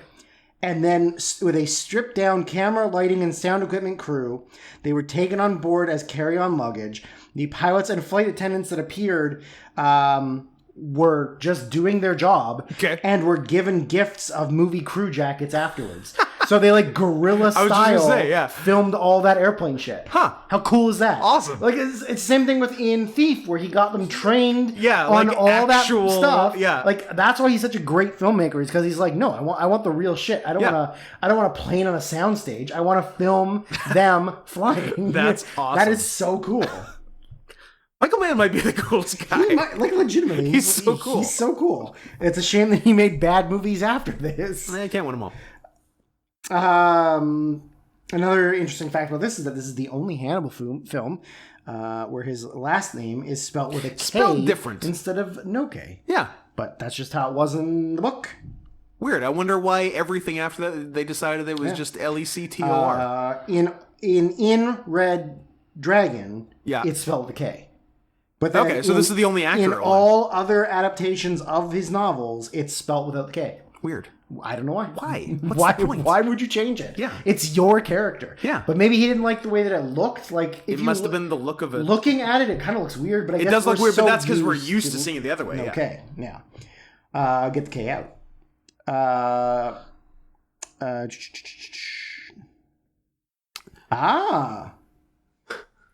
There's in the scene where Will Graham is interviewing Dr. Lecter in his cell, Michael Mann specifically took care to set up the shots so that the position of the bars of the cell do not move when the point of view switches between characters. I did not notice that, but that is wild. Huh. So I guess no matter what, the bars are always framed in that exact spot. Right. So when we switch back and forth, the bars aren't moving. I did not know. We're going to have to look at that after this. That's cool. After we record, we're going to pop it in and take a look at that. I didn't clock that, but that's very, very cool. I like that. Huh. Yeah, we will have to watch that, actually.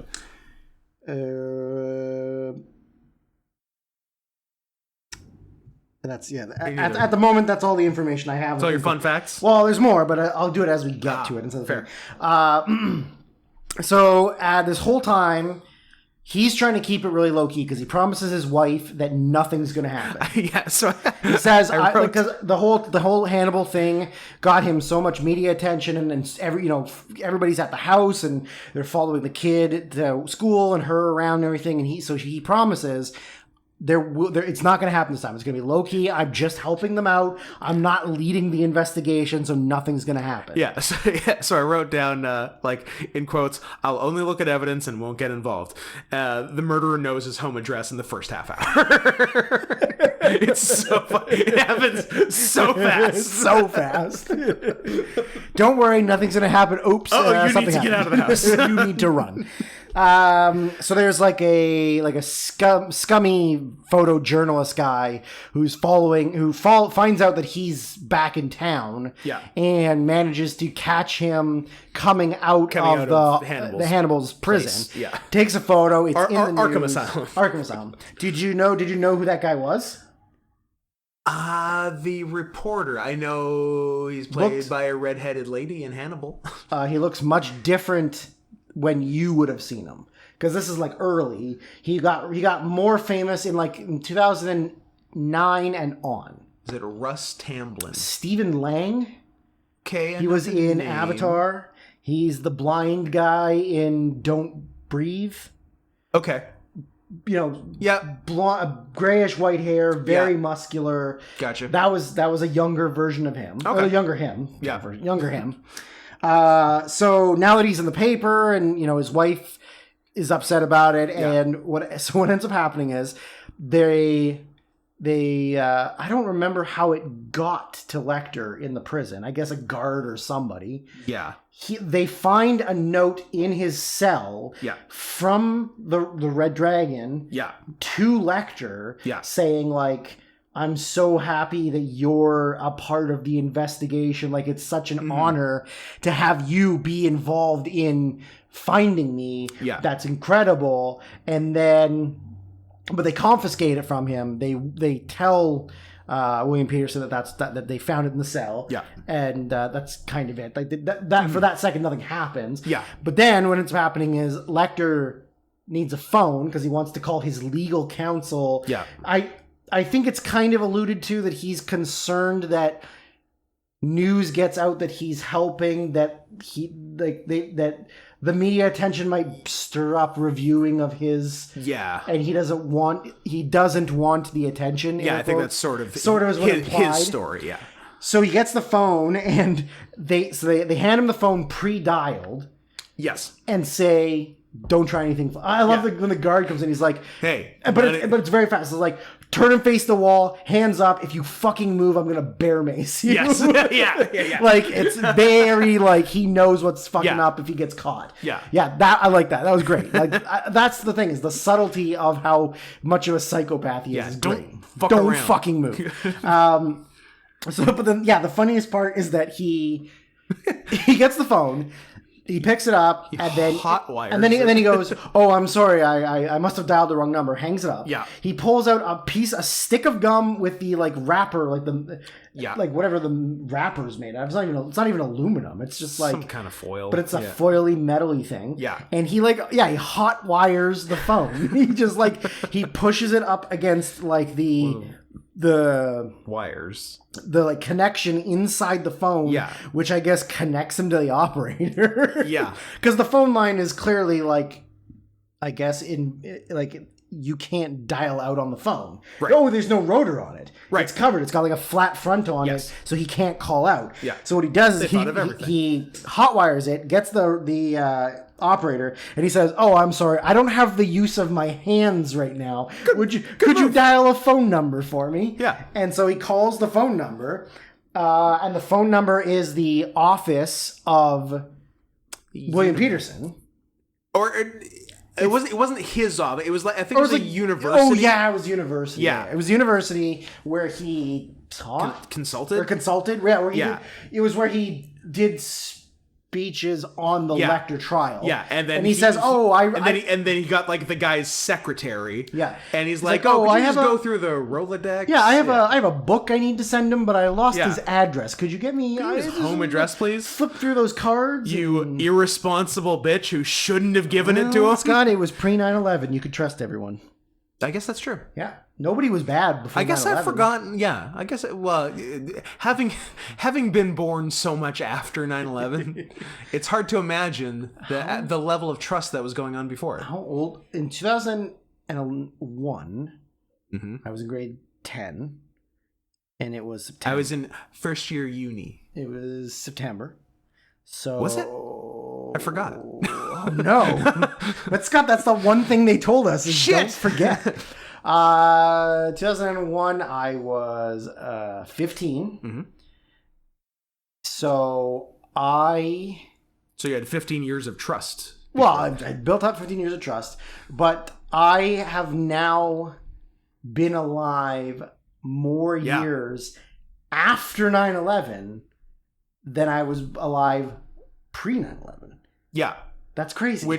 That's nuts. I've been alive longer after graduating high school than up to graduating high school. You're very close. I'm online. Yeah. Well, I graduated in June of 2004. Yeah. At 18, and I'm 36 now. Checks out. So I'm right on the line. Right there. I'm right in the middle. Like, but it's crazy. More than half of my life has been after high school, and more than half of your life is over. Absolutely. Yeah. Don't die, Scott. I'd be very sad. Aww. Unless you're going to give me all your stuff. Then I'm happy. I think you'll like what you give me all your tapes. Down to 184. Not bad. Not bad. A lot of DVDs and a lot of hard drives. I'm gonna. And one secret hard drive. Do I get the secret hard drive? No, or is the FBI gets it. Yeah. The federal boy inspectors. That was a spit take. I can't believe I've been alive longer after 9/11. After 9/11. I spent so few years flying on planes without security than I have flying on planes Just with security. Walking along the tarmac. Yeah, just getting to your flight 5 minutes before it leaves. Yeah. Just carrying everything you own with you. But I mean, it is important. Like the TSA has, I'm sure, stopped a number of terrorist attacks on planes. If the latest numbers are correct, I like that I'm fake looking at my phone. Zero, literally none. You're doing a physical gag on a podcast. I'm doing a bit just for you. Yeah, they have stopped zero. It's fucking stupid. Yeah. It's pretend. Stop it. Let me walk onto the plane. I'm white and a man. Both of those things. Both of those things should get me on a plane in That's 5 okay. minutes. First of all, white man. Every white man should automatically get TSA pre-check. Yeah. That's the baseline. A white man has never done anything bad on a plane. No. Other places, sure. Sure.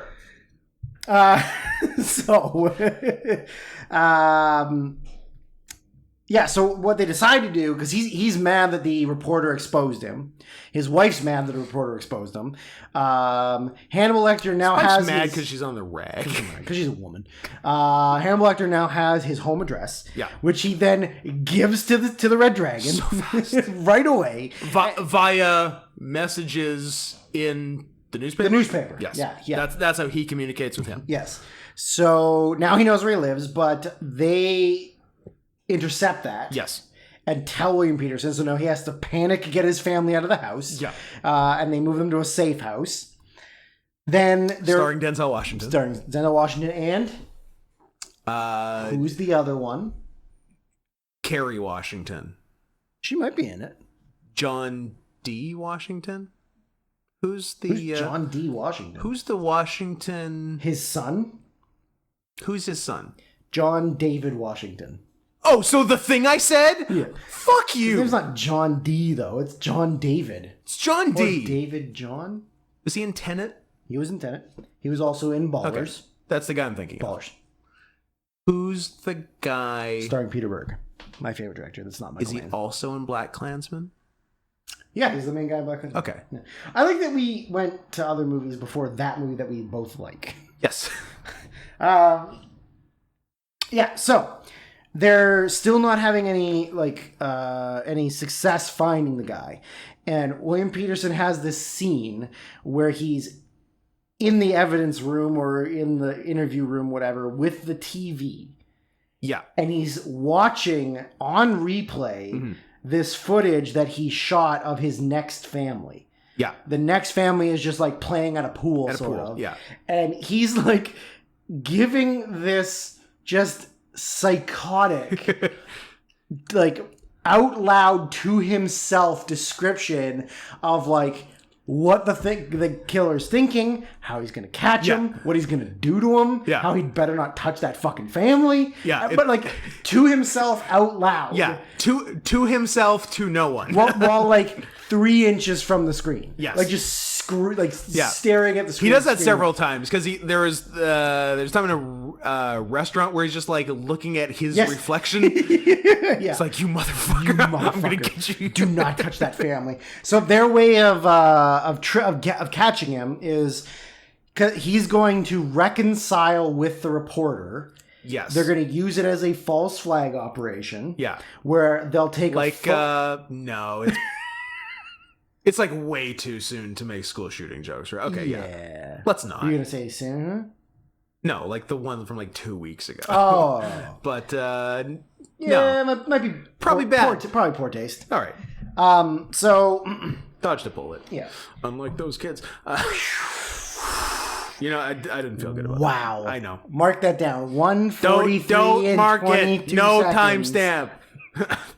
So what they're doing What's is wrong with me? they're using it as a false flag so what they do is they say, okay, we'll just write, we'll do this, we'll do the photo, so you can get the press for it, but you have to write what we tell you. So they're like, he's clear, So funny. clear homosexual, Total gay, tendencies. probably in love with Like, his... I like that they said he's in love with his mom. He wants to fuck his mom, and he's gay. Yeah. Let me see if I can find...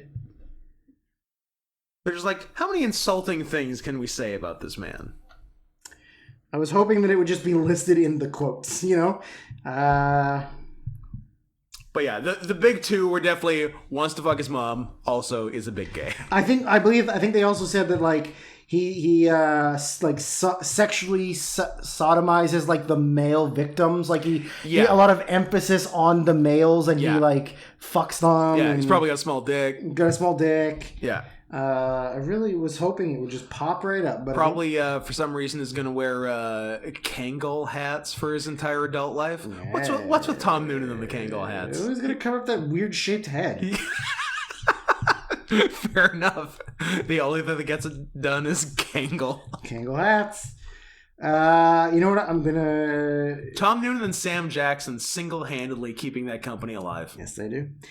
Tom Noonan, also star of Drew's favorite TV show for 4 out of 5 seasons, Hell on Wheels. Ooh. Yep. So they're gonna post that in the newspaper to just like infuriate him, so that he makes a mistake, and then they can catch him. Yeah.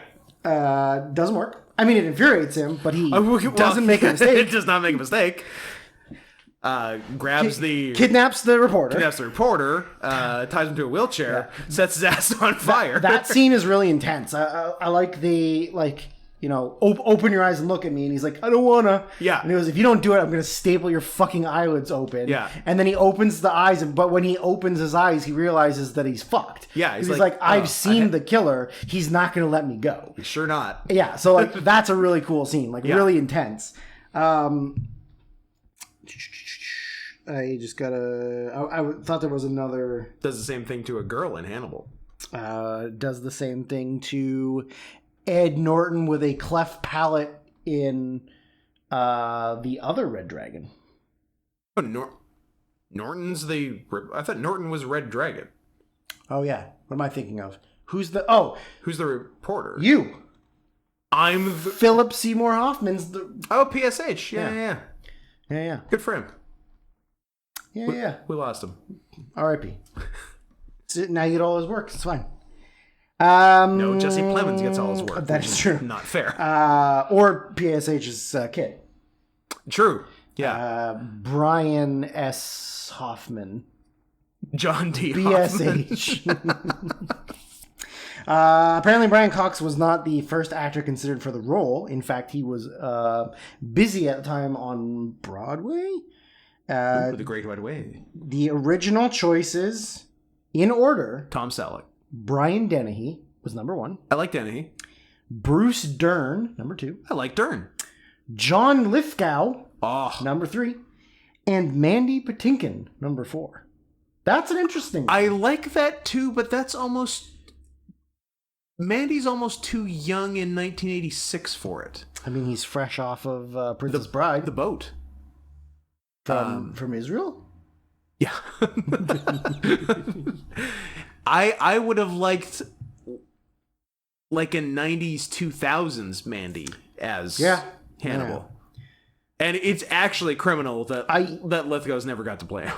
Yeah, but have you ever seen Raising Cain? Yeah, that's his. That's his Hannibal Lecter. That's true. I think Bruce Dern is an incredible choice.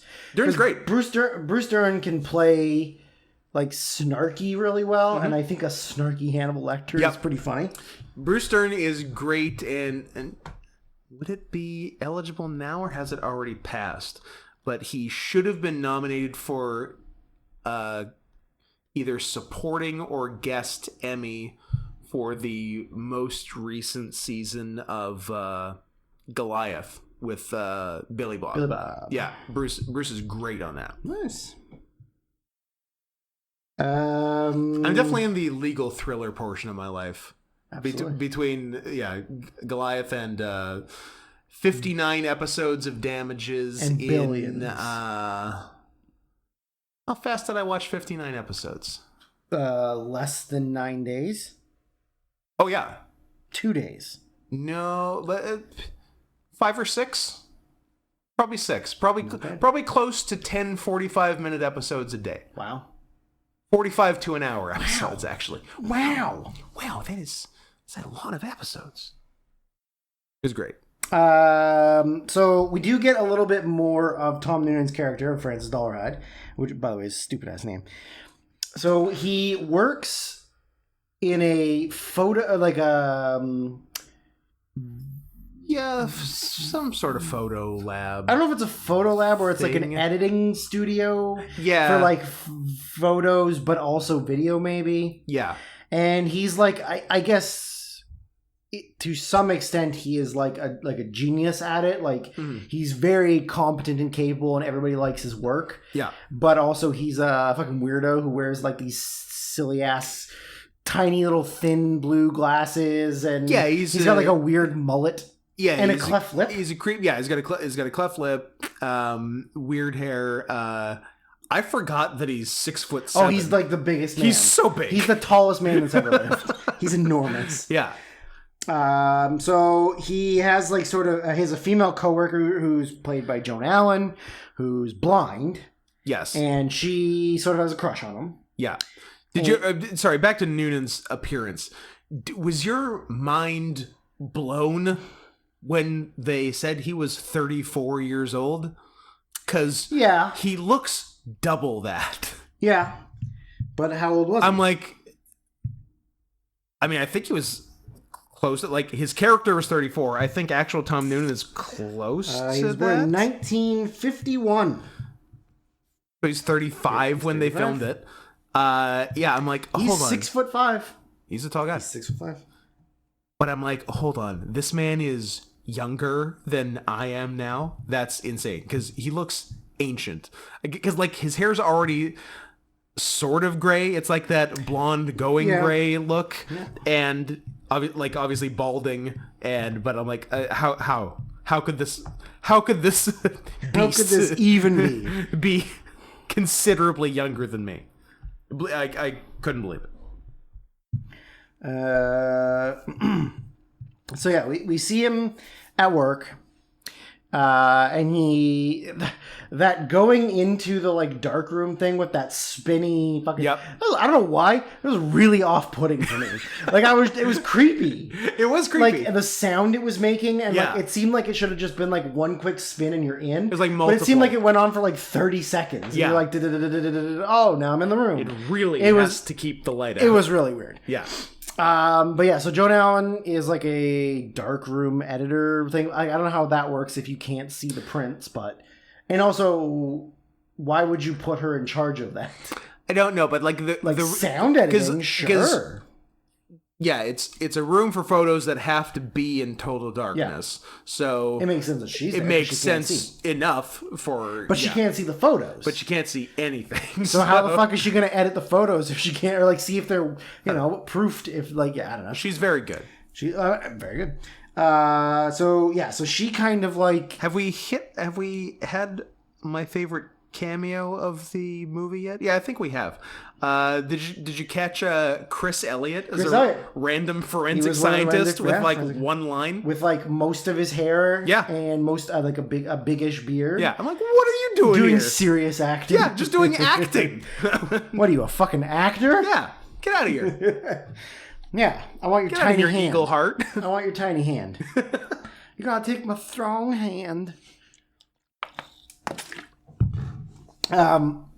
So yeah, she kind of like tries to feel up his face and wants to make a move on him, and he's like, "Bup." she's like, I want to see if you're smiling, and he's like, no. He's like, trust me, I am. I'm smiling. Trust don't me. touch Don't my weird touch lip. my face.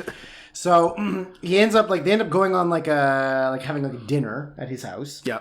Where she obviously can't see anything, and he's watching the video footage that he shot of that family at the pool. Yeah.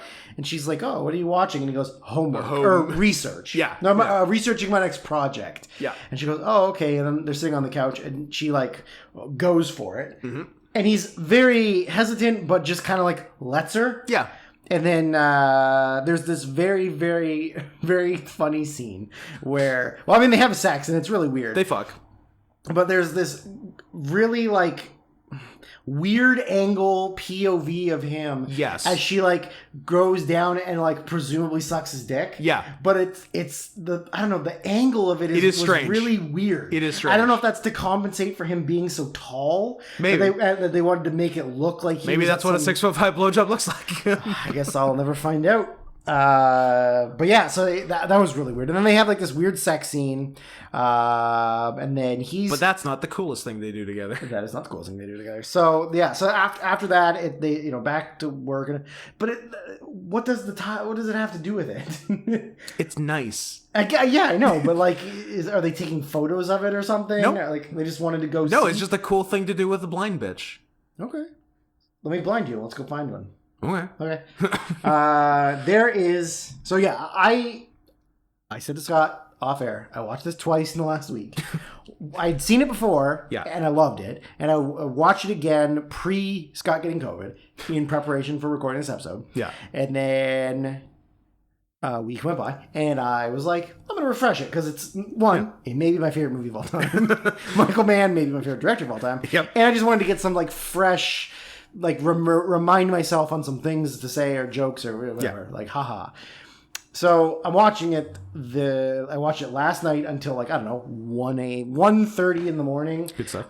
When I had to be up at like 7, and nice. I really regretted it in the morning. But this scene, even though I had seen it a week ago, I immediately like was like, well, this is getting a little too sexual for my liking. It's so sexual. I will allow you to explain the sexuality. So, I guess sensual. Francis Dollarhide has a hookup with a zoo vet. Yeah, I think that's what it is. I guess is the deal. Yeah. Because how else would you set this up? Yeah. And he's like, you know what I bet is a cool thing for a blind lady to do is to pet a tiger. Because it feels cool if you're sighted, but if you're not... Senses are heightened. And if your tactile senses are even more heightened, you're pretty much gonna come as soon as you touch this cat, which is a t-shirt that I wear sometimes. Yeah, if it was appropriate to sell it, you should. So yeah, he takes her to the tiger stroking area, which is also what I call my bedroom. And so it's a real sedated juvenile tiger. In terms of age, not its behavior. Grow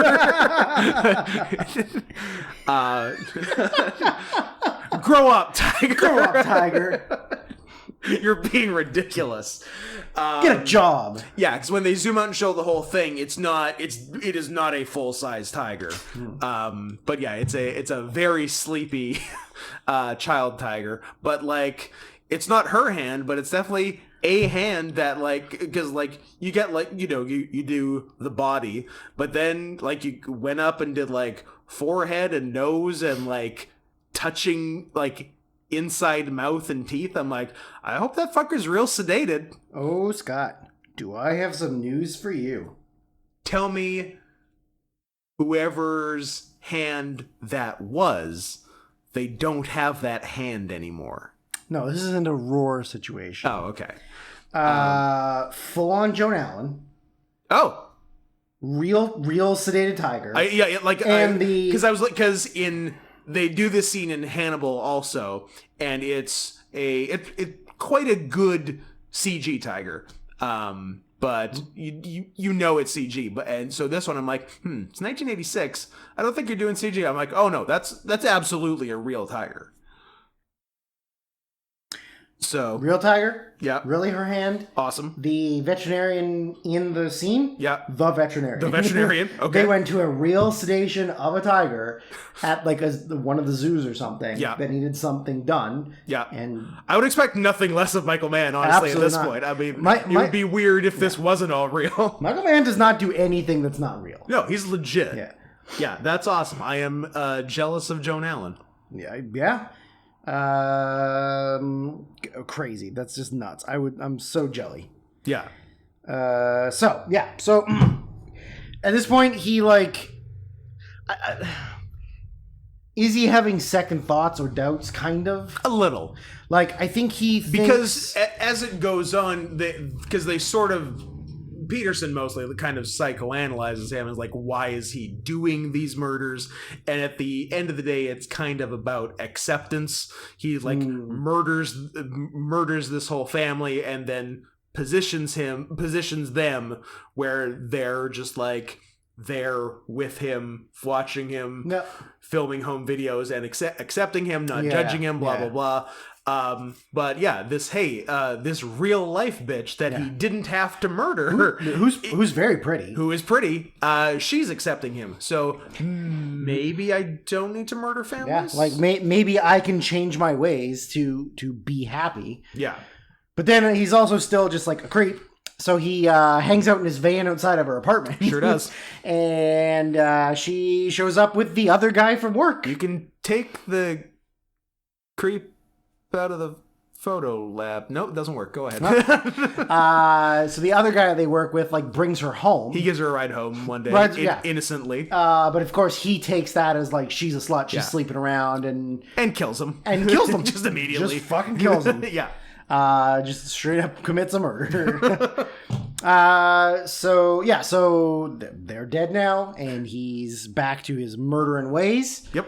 But he was a kind of it just leading up to the climax. I don't think there's anything else. Yeah, I think I get because he grabs her right after he kills the guy. Yep. Yeah. So that's leading up to the climax. Well, he chases her around the house. Sure. Yeah, chases her around and sort of toys with her a little bit. Yeah. But then gets her. Yeah. I'm just looking at other stuff I have before. Oh, one thing I thought was very cool that I can't think of in a lot of other movies is that they put a ticking clock on multiple things in the movie instead of just one. Because this has at least 3 I can think of, because the Dollarhide is killing on a lunar cycle, so we gotta get to things before the next full moon. Yeah. And then they could only keep Lecter out of his cell without getting suspicious for so long, so there was a ticking clock on that. Yeah. And then there was trying to crack Lecter's code to Dollarhide before the paper goes to print, so they could print their own thing. And like everything had time constraints, and it put all this urgency on things. That is very cool. Which I thought was cool. That is very cool. Yeah, I don't. I mean, I heard all those things, but I didn't really connect them. Yeah. Mm. And then I don't know. There's a bunch of stuff with his shit son, but who cares? I loved telling. I love telling your young son just walking through the grocery store, just the gory details of a murderer. Yeah, like you told the kid everything. That was great. And then one thing which perhaps dates this movie more than anything else is while he's in the grocery store with his kid, the kid's like, it's that let's get that coffee. You like the Folgers, right? I'm like, there was a time in history where people liked Folgers. Yeah. That's disgusting. Well, if you change it on him, he's going to go fucking crazy. That's true. He will. You son of a bitch. He will absolutely. You no good son of a bitch. And I also wrote young but still old Joan Allen. And I think that's most. Tiger petting, all caps, multiple exclamation marks. How fucking dare anyone vote for a different movie than this in the poll. But you didn't know there was a tiger in it. I didn't, but anyone who knew and voted for something other than Manhunter is dead to me.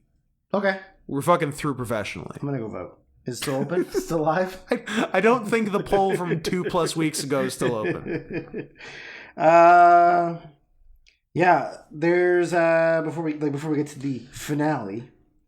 I guess William Peterson said that the role was so emotionally exhausting. He literally did everything he could to get rid of the character after filming. He immediately cut his hair, dyed it blonde, shaved off his beard, like full mental breakdown just to get rid of it. Like the character. Like the character, yeah, like 100%, right? Like just completely done with it. I guess at one point they wanted Robin Williams to play Will Graham in this. Weird. Not impossible, but just hard to picture. And one of the original people that was cast was Timothy Dalton was going to be Will Graham. The best James Bond. But he didn't film this movie because he was ready to film the next Bond movie, The Living Daylights. The best Bond movie.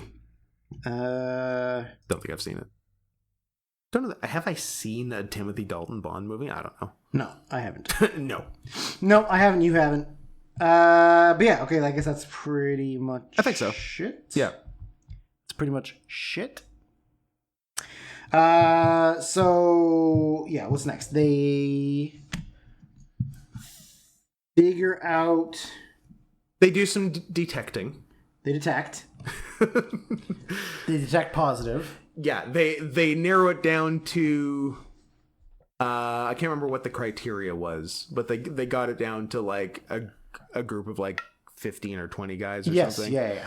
And then they went through it, and Peterson was like, that guy looks like he could be doing it. How terrible was that printout of his driver's license? Like, how could you pick out that person in a lineup from that picture? Impossible. Like, it was one of those, like... Yeah, it was a dot matrix. Printer. And, like... It only looked like Tom Noonan because you know what Tom Noonan looks like. If you didn't know it was Tom Noonan, you're not deciphering Tom Noonan from that printout. Who the fuck is this picture of? It's like a smear face ghost.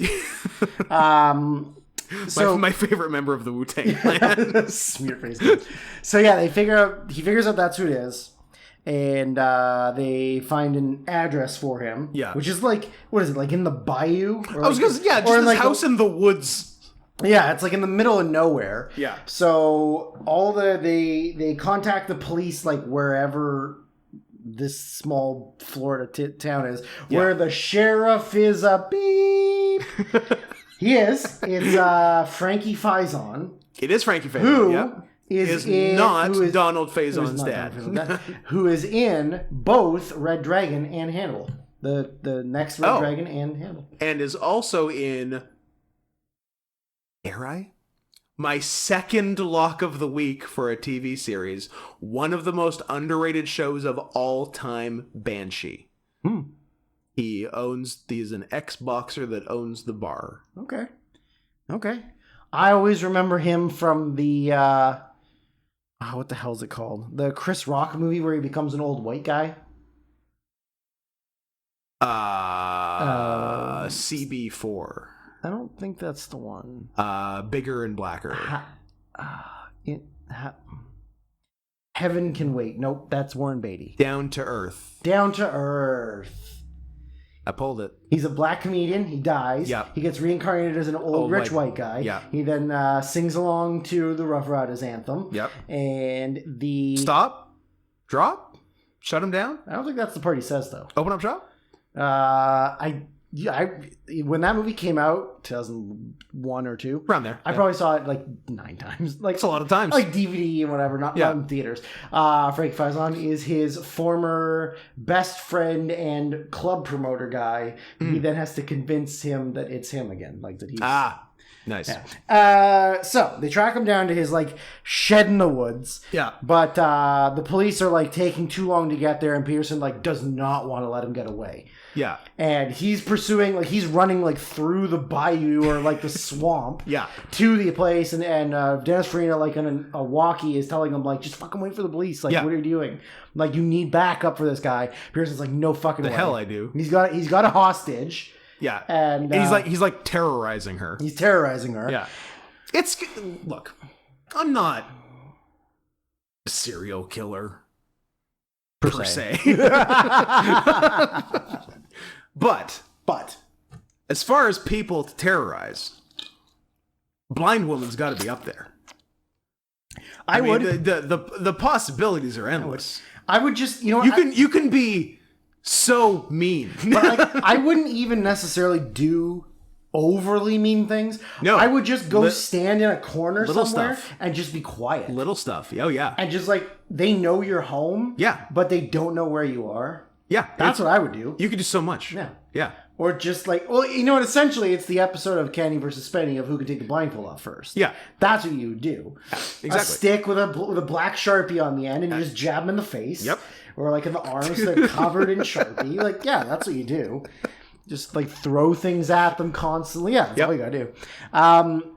So this leads to maybe the best scene in the movie, but ultimately leads to what is a kind of a flat ending. Best scene, which is immediately followed by a weirdly edited climax and a disappointing end. It's every DC movie's big villain fight. You spend 2 hours and 20 minutes to get to the final battle, and it takes 3 minutes. Here comes Steppenwolf. Was that one? That's one. Nice. Well, was he? He's the bad guy in Justice League. Is he a Justice League? Or Zack Snyder's Justice League. Although there's also Dark Side in that. Cool. So Peterson like sneaks up to the house.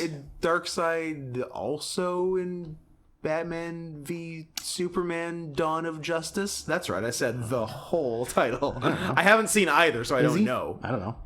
I thought he was the bad guy in that. I think maybe Steppenwolf's the bad guy in that too. I don't fucking know. What the fuck? I don't fucking know. DC sucks. DC sucks. It's awful. Also, Marvel sucks. But DC's worse. At least Marvel has given us a couple of entertaining movies. Morbius. Yeah. Fuck yeah, baby. It's Morbin time. Some Morbin time. He had sex with an underage girl. Is that what I heard? Not Morbius, but Jared Leto. Oh, probably. I think he got outed as having sex with like a 14-year-old girl in Europe. It'd be weird if he didn't. Is he part of the Clinton crime family? He might be part of the Is he a pedophilic elite? The CCF, yeah. CCF. So Peterson creeps up to the house, and he sees kind of what's going on in the to what he's like torturing her, tormenting her. Yeah. And he takes a big old run. And Tom Noonan like sees him. Yeah. And he does a big Peterson does not have the element of surprise. He does a big old like heroic smash through this big giant bay window. Yeah. Right into a chokeslam. like just gets caught right in the throat. Tom Noonan could not have been more prepared. William Peterson's off the ground. Yeah. He picks up a piece of the glass that shattered. Slice. Yeah, he just gives him a couple like slices in the face and neck, and just throws him down. Yeah. And Peterson's unconscious. Yeah. And then like a fridge falls on him. So yeah, he like gets out of the way, but it still kind of gets him. Yeah. But he's immediately unconscious. Yeah. And now Noonan like at which point Noonan should have finished the job. You're a murderer. You're a psychopath. You have one job: murder. Yeah. Kill him, kill her, run out the back door. At this point he has no idea that the police are coming. Yeah. That could have just been a guy. I mean, he knows who he is, but so he immediately takes a shotgun, shoots out all the lights. Yep. Then a police officer comes, kicks the door down, blast, runs in, bam. Another one tries to come through the window, bam. He was so good at killing everyone but William Peterson and Joan Allen. Yeah. But maybe he didn't want to kill Joan Allen. True. He just wanted to make her. She fucked him. He wanted to make her feel pain. Yeah. He's the pain maker.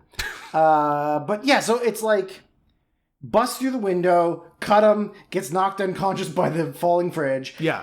blasts the police officer, blasts the police officer. Peterson's got a gun, blows him away. Yeah. That's the end. Yeah. Like Noonan comes back into the room where Peterson is. No struggle. No. And Noonan walks into the room carrying the shotgun, and Peterson's gotten out from under the fridge. Shoots him. Just blows him in the brain. That's it. That's it. End of the movie. It's weird. Yeah, like there's no like struggle. No there's struggle. No showdown or confrontation. There's no dialogue between the two. No. There's no like.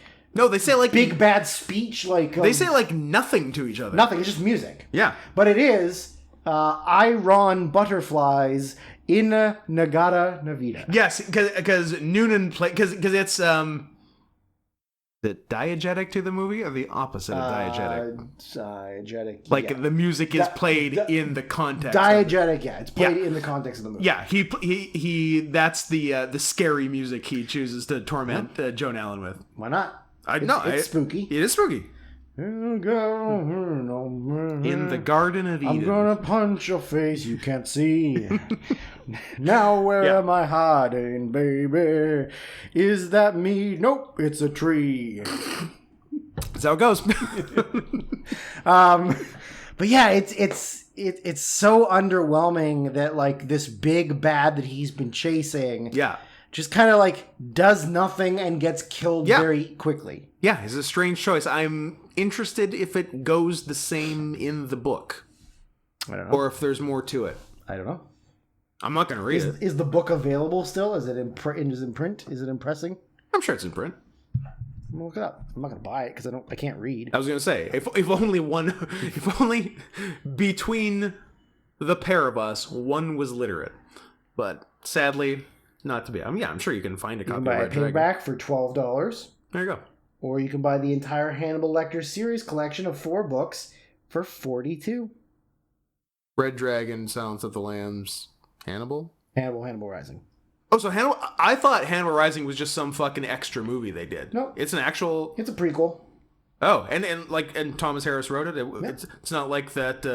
Those extra girl with the dragon those tattoo. extra dragon tattoo. Well, books. the dude fucking died. Yeah, then it should be over. No, he died. There's no one to stop you. Write his books. I guess that's true too. Yeah. Why not? What, you're telling me after Jesus died, nobody wrote Bible too?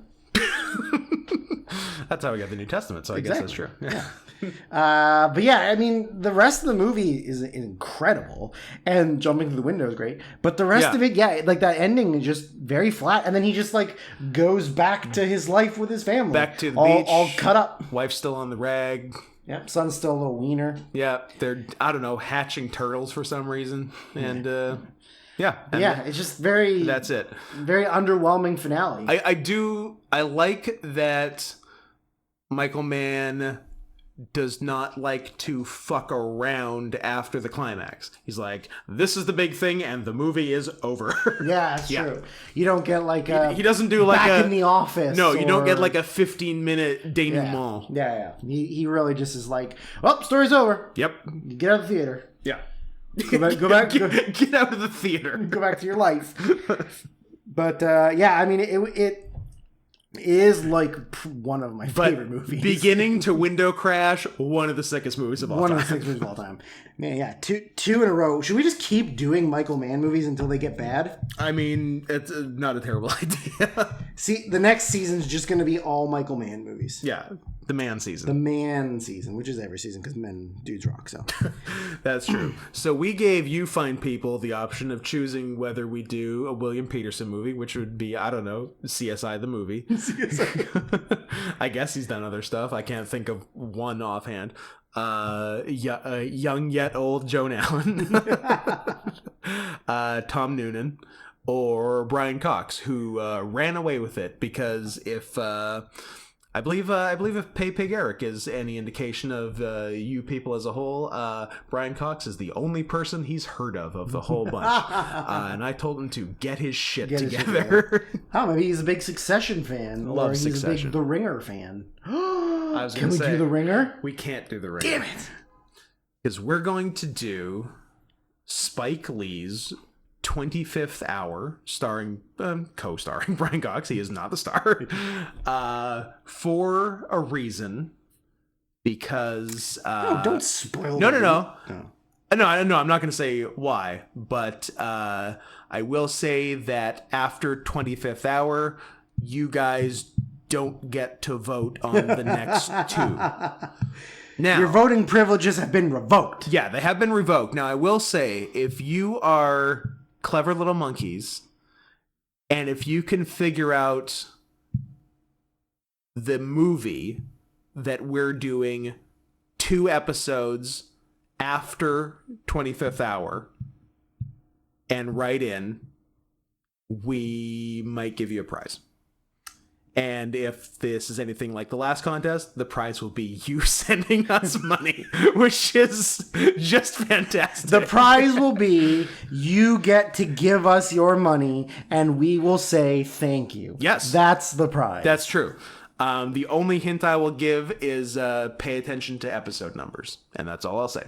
There you go. So if you can figure it out, more power to you. I don't think it's impossible, but I think it is tricky. It is tricky. Yeah. So and just remember, so we're doing 25th hour. Next one after that is same director. One after that shares an actor with that one. So if you can figure it out, good job. I haven't seen either of the next 2 we're doing. I don't know if I have not either. Oh, you haven't? Good. Nope. 25th hour. I actually have been meaning to. I've wanted to. watch. Yeah, I've wanted to see it. I just haven't seen it. I recall having.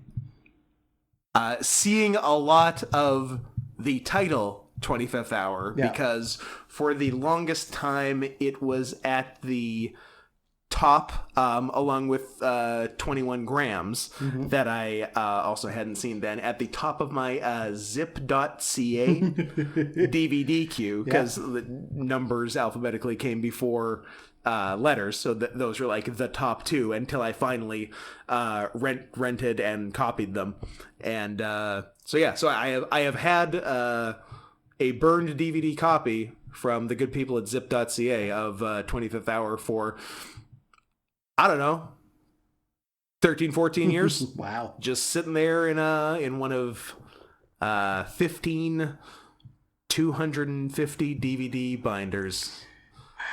So I'll dig it out and we'll watch it. And if you clever boys and girls and everything in between, so between clever boy, I don't know, dumb trans people, I guess would be. No. Wow. It's late enough. It's late enough that I can. It's long enough into the podcast that you can say that out loud. Yeah.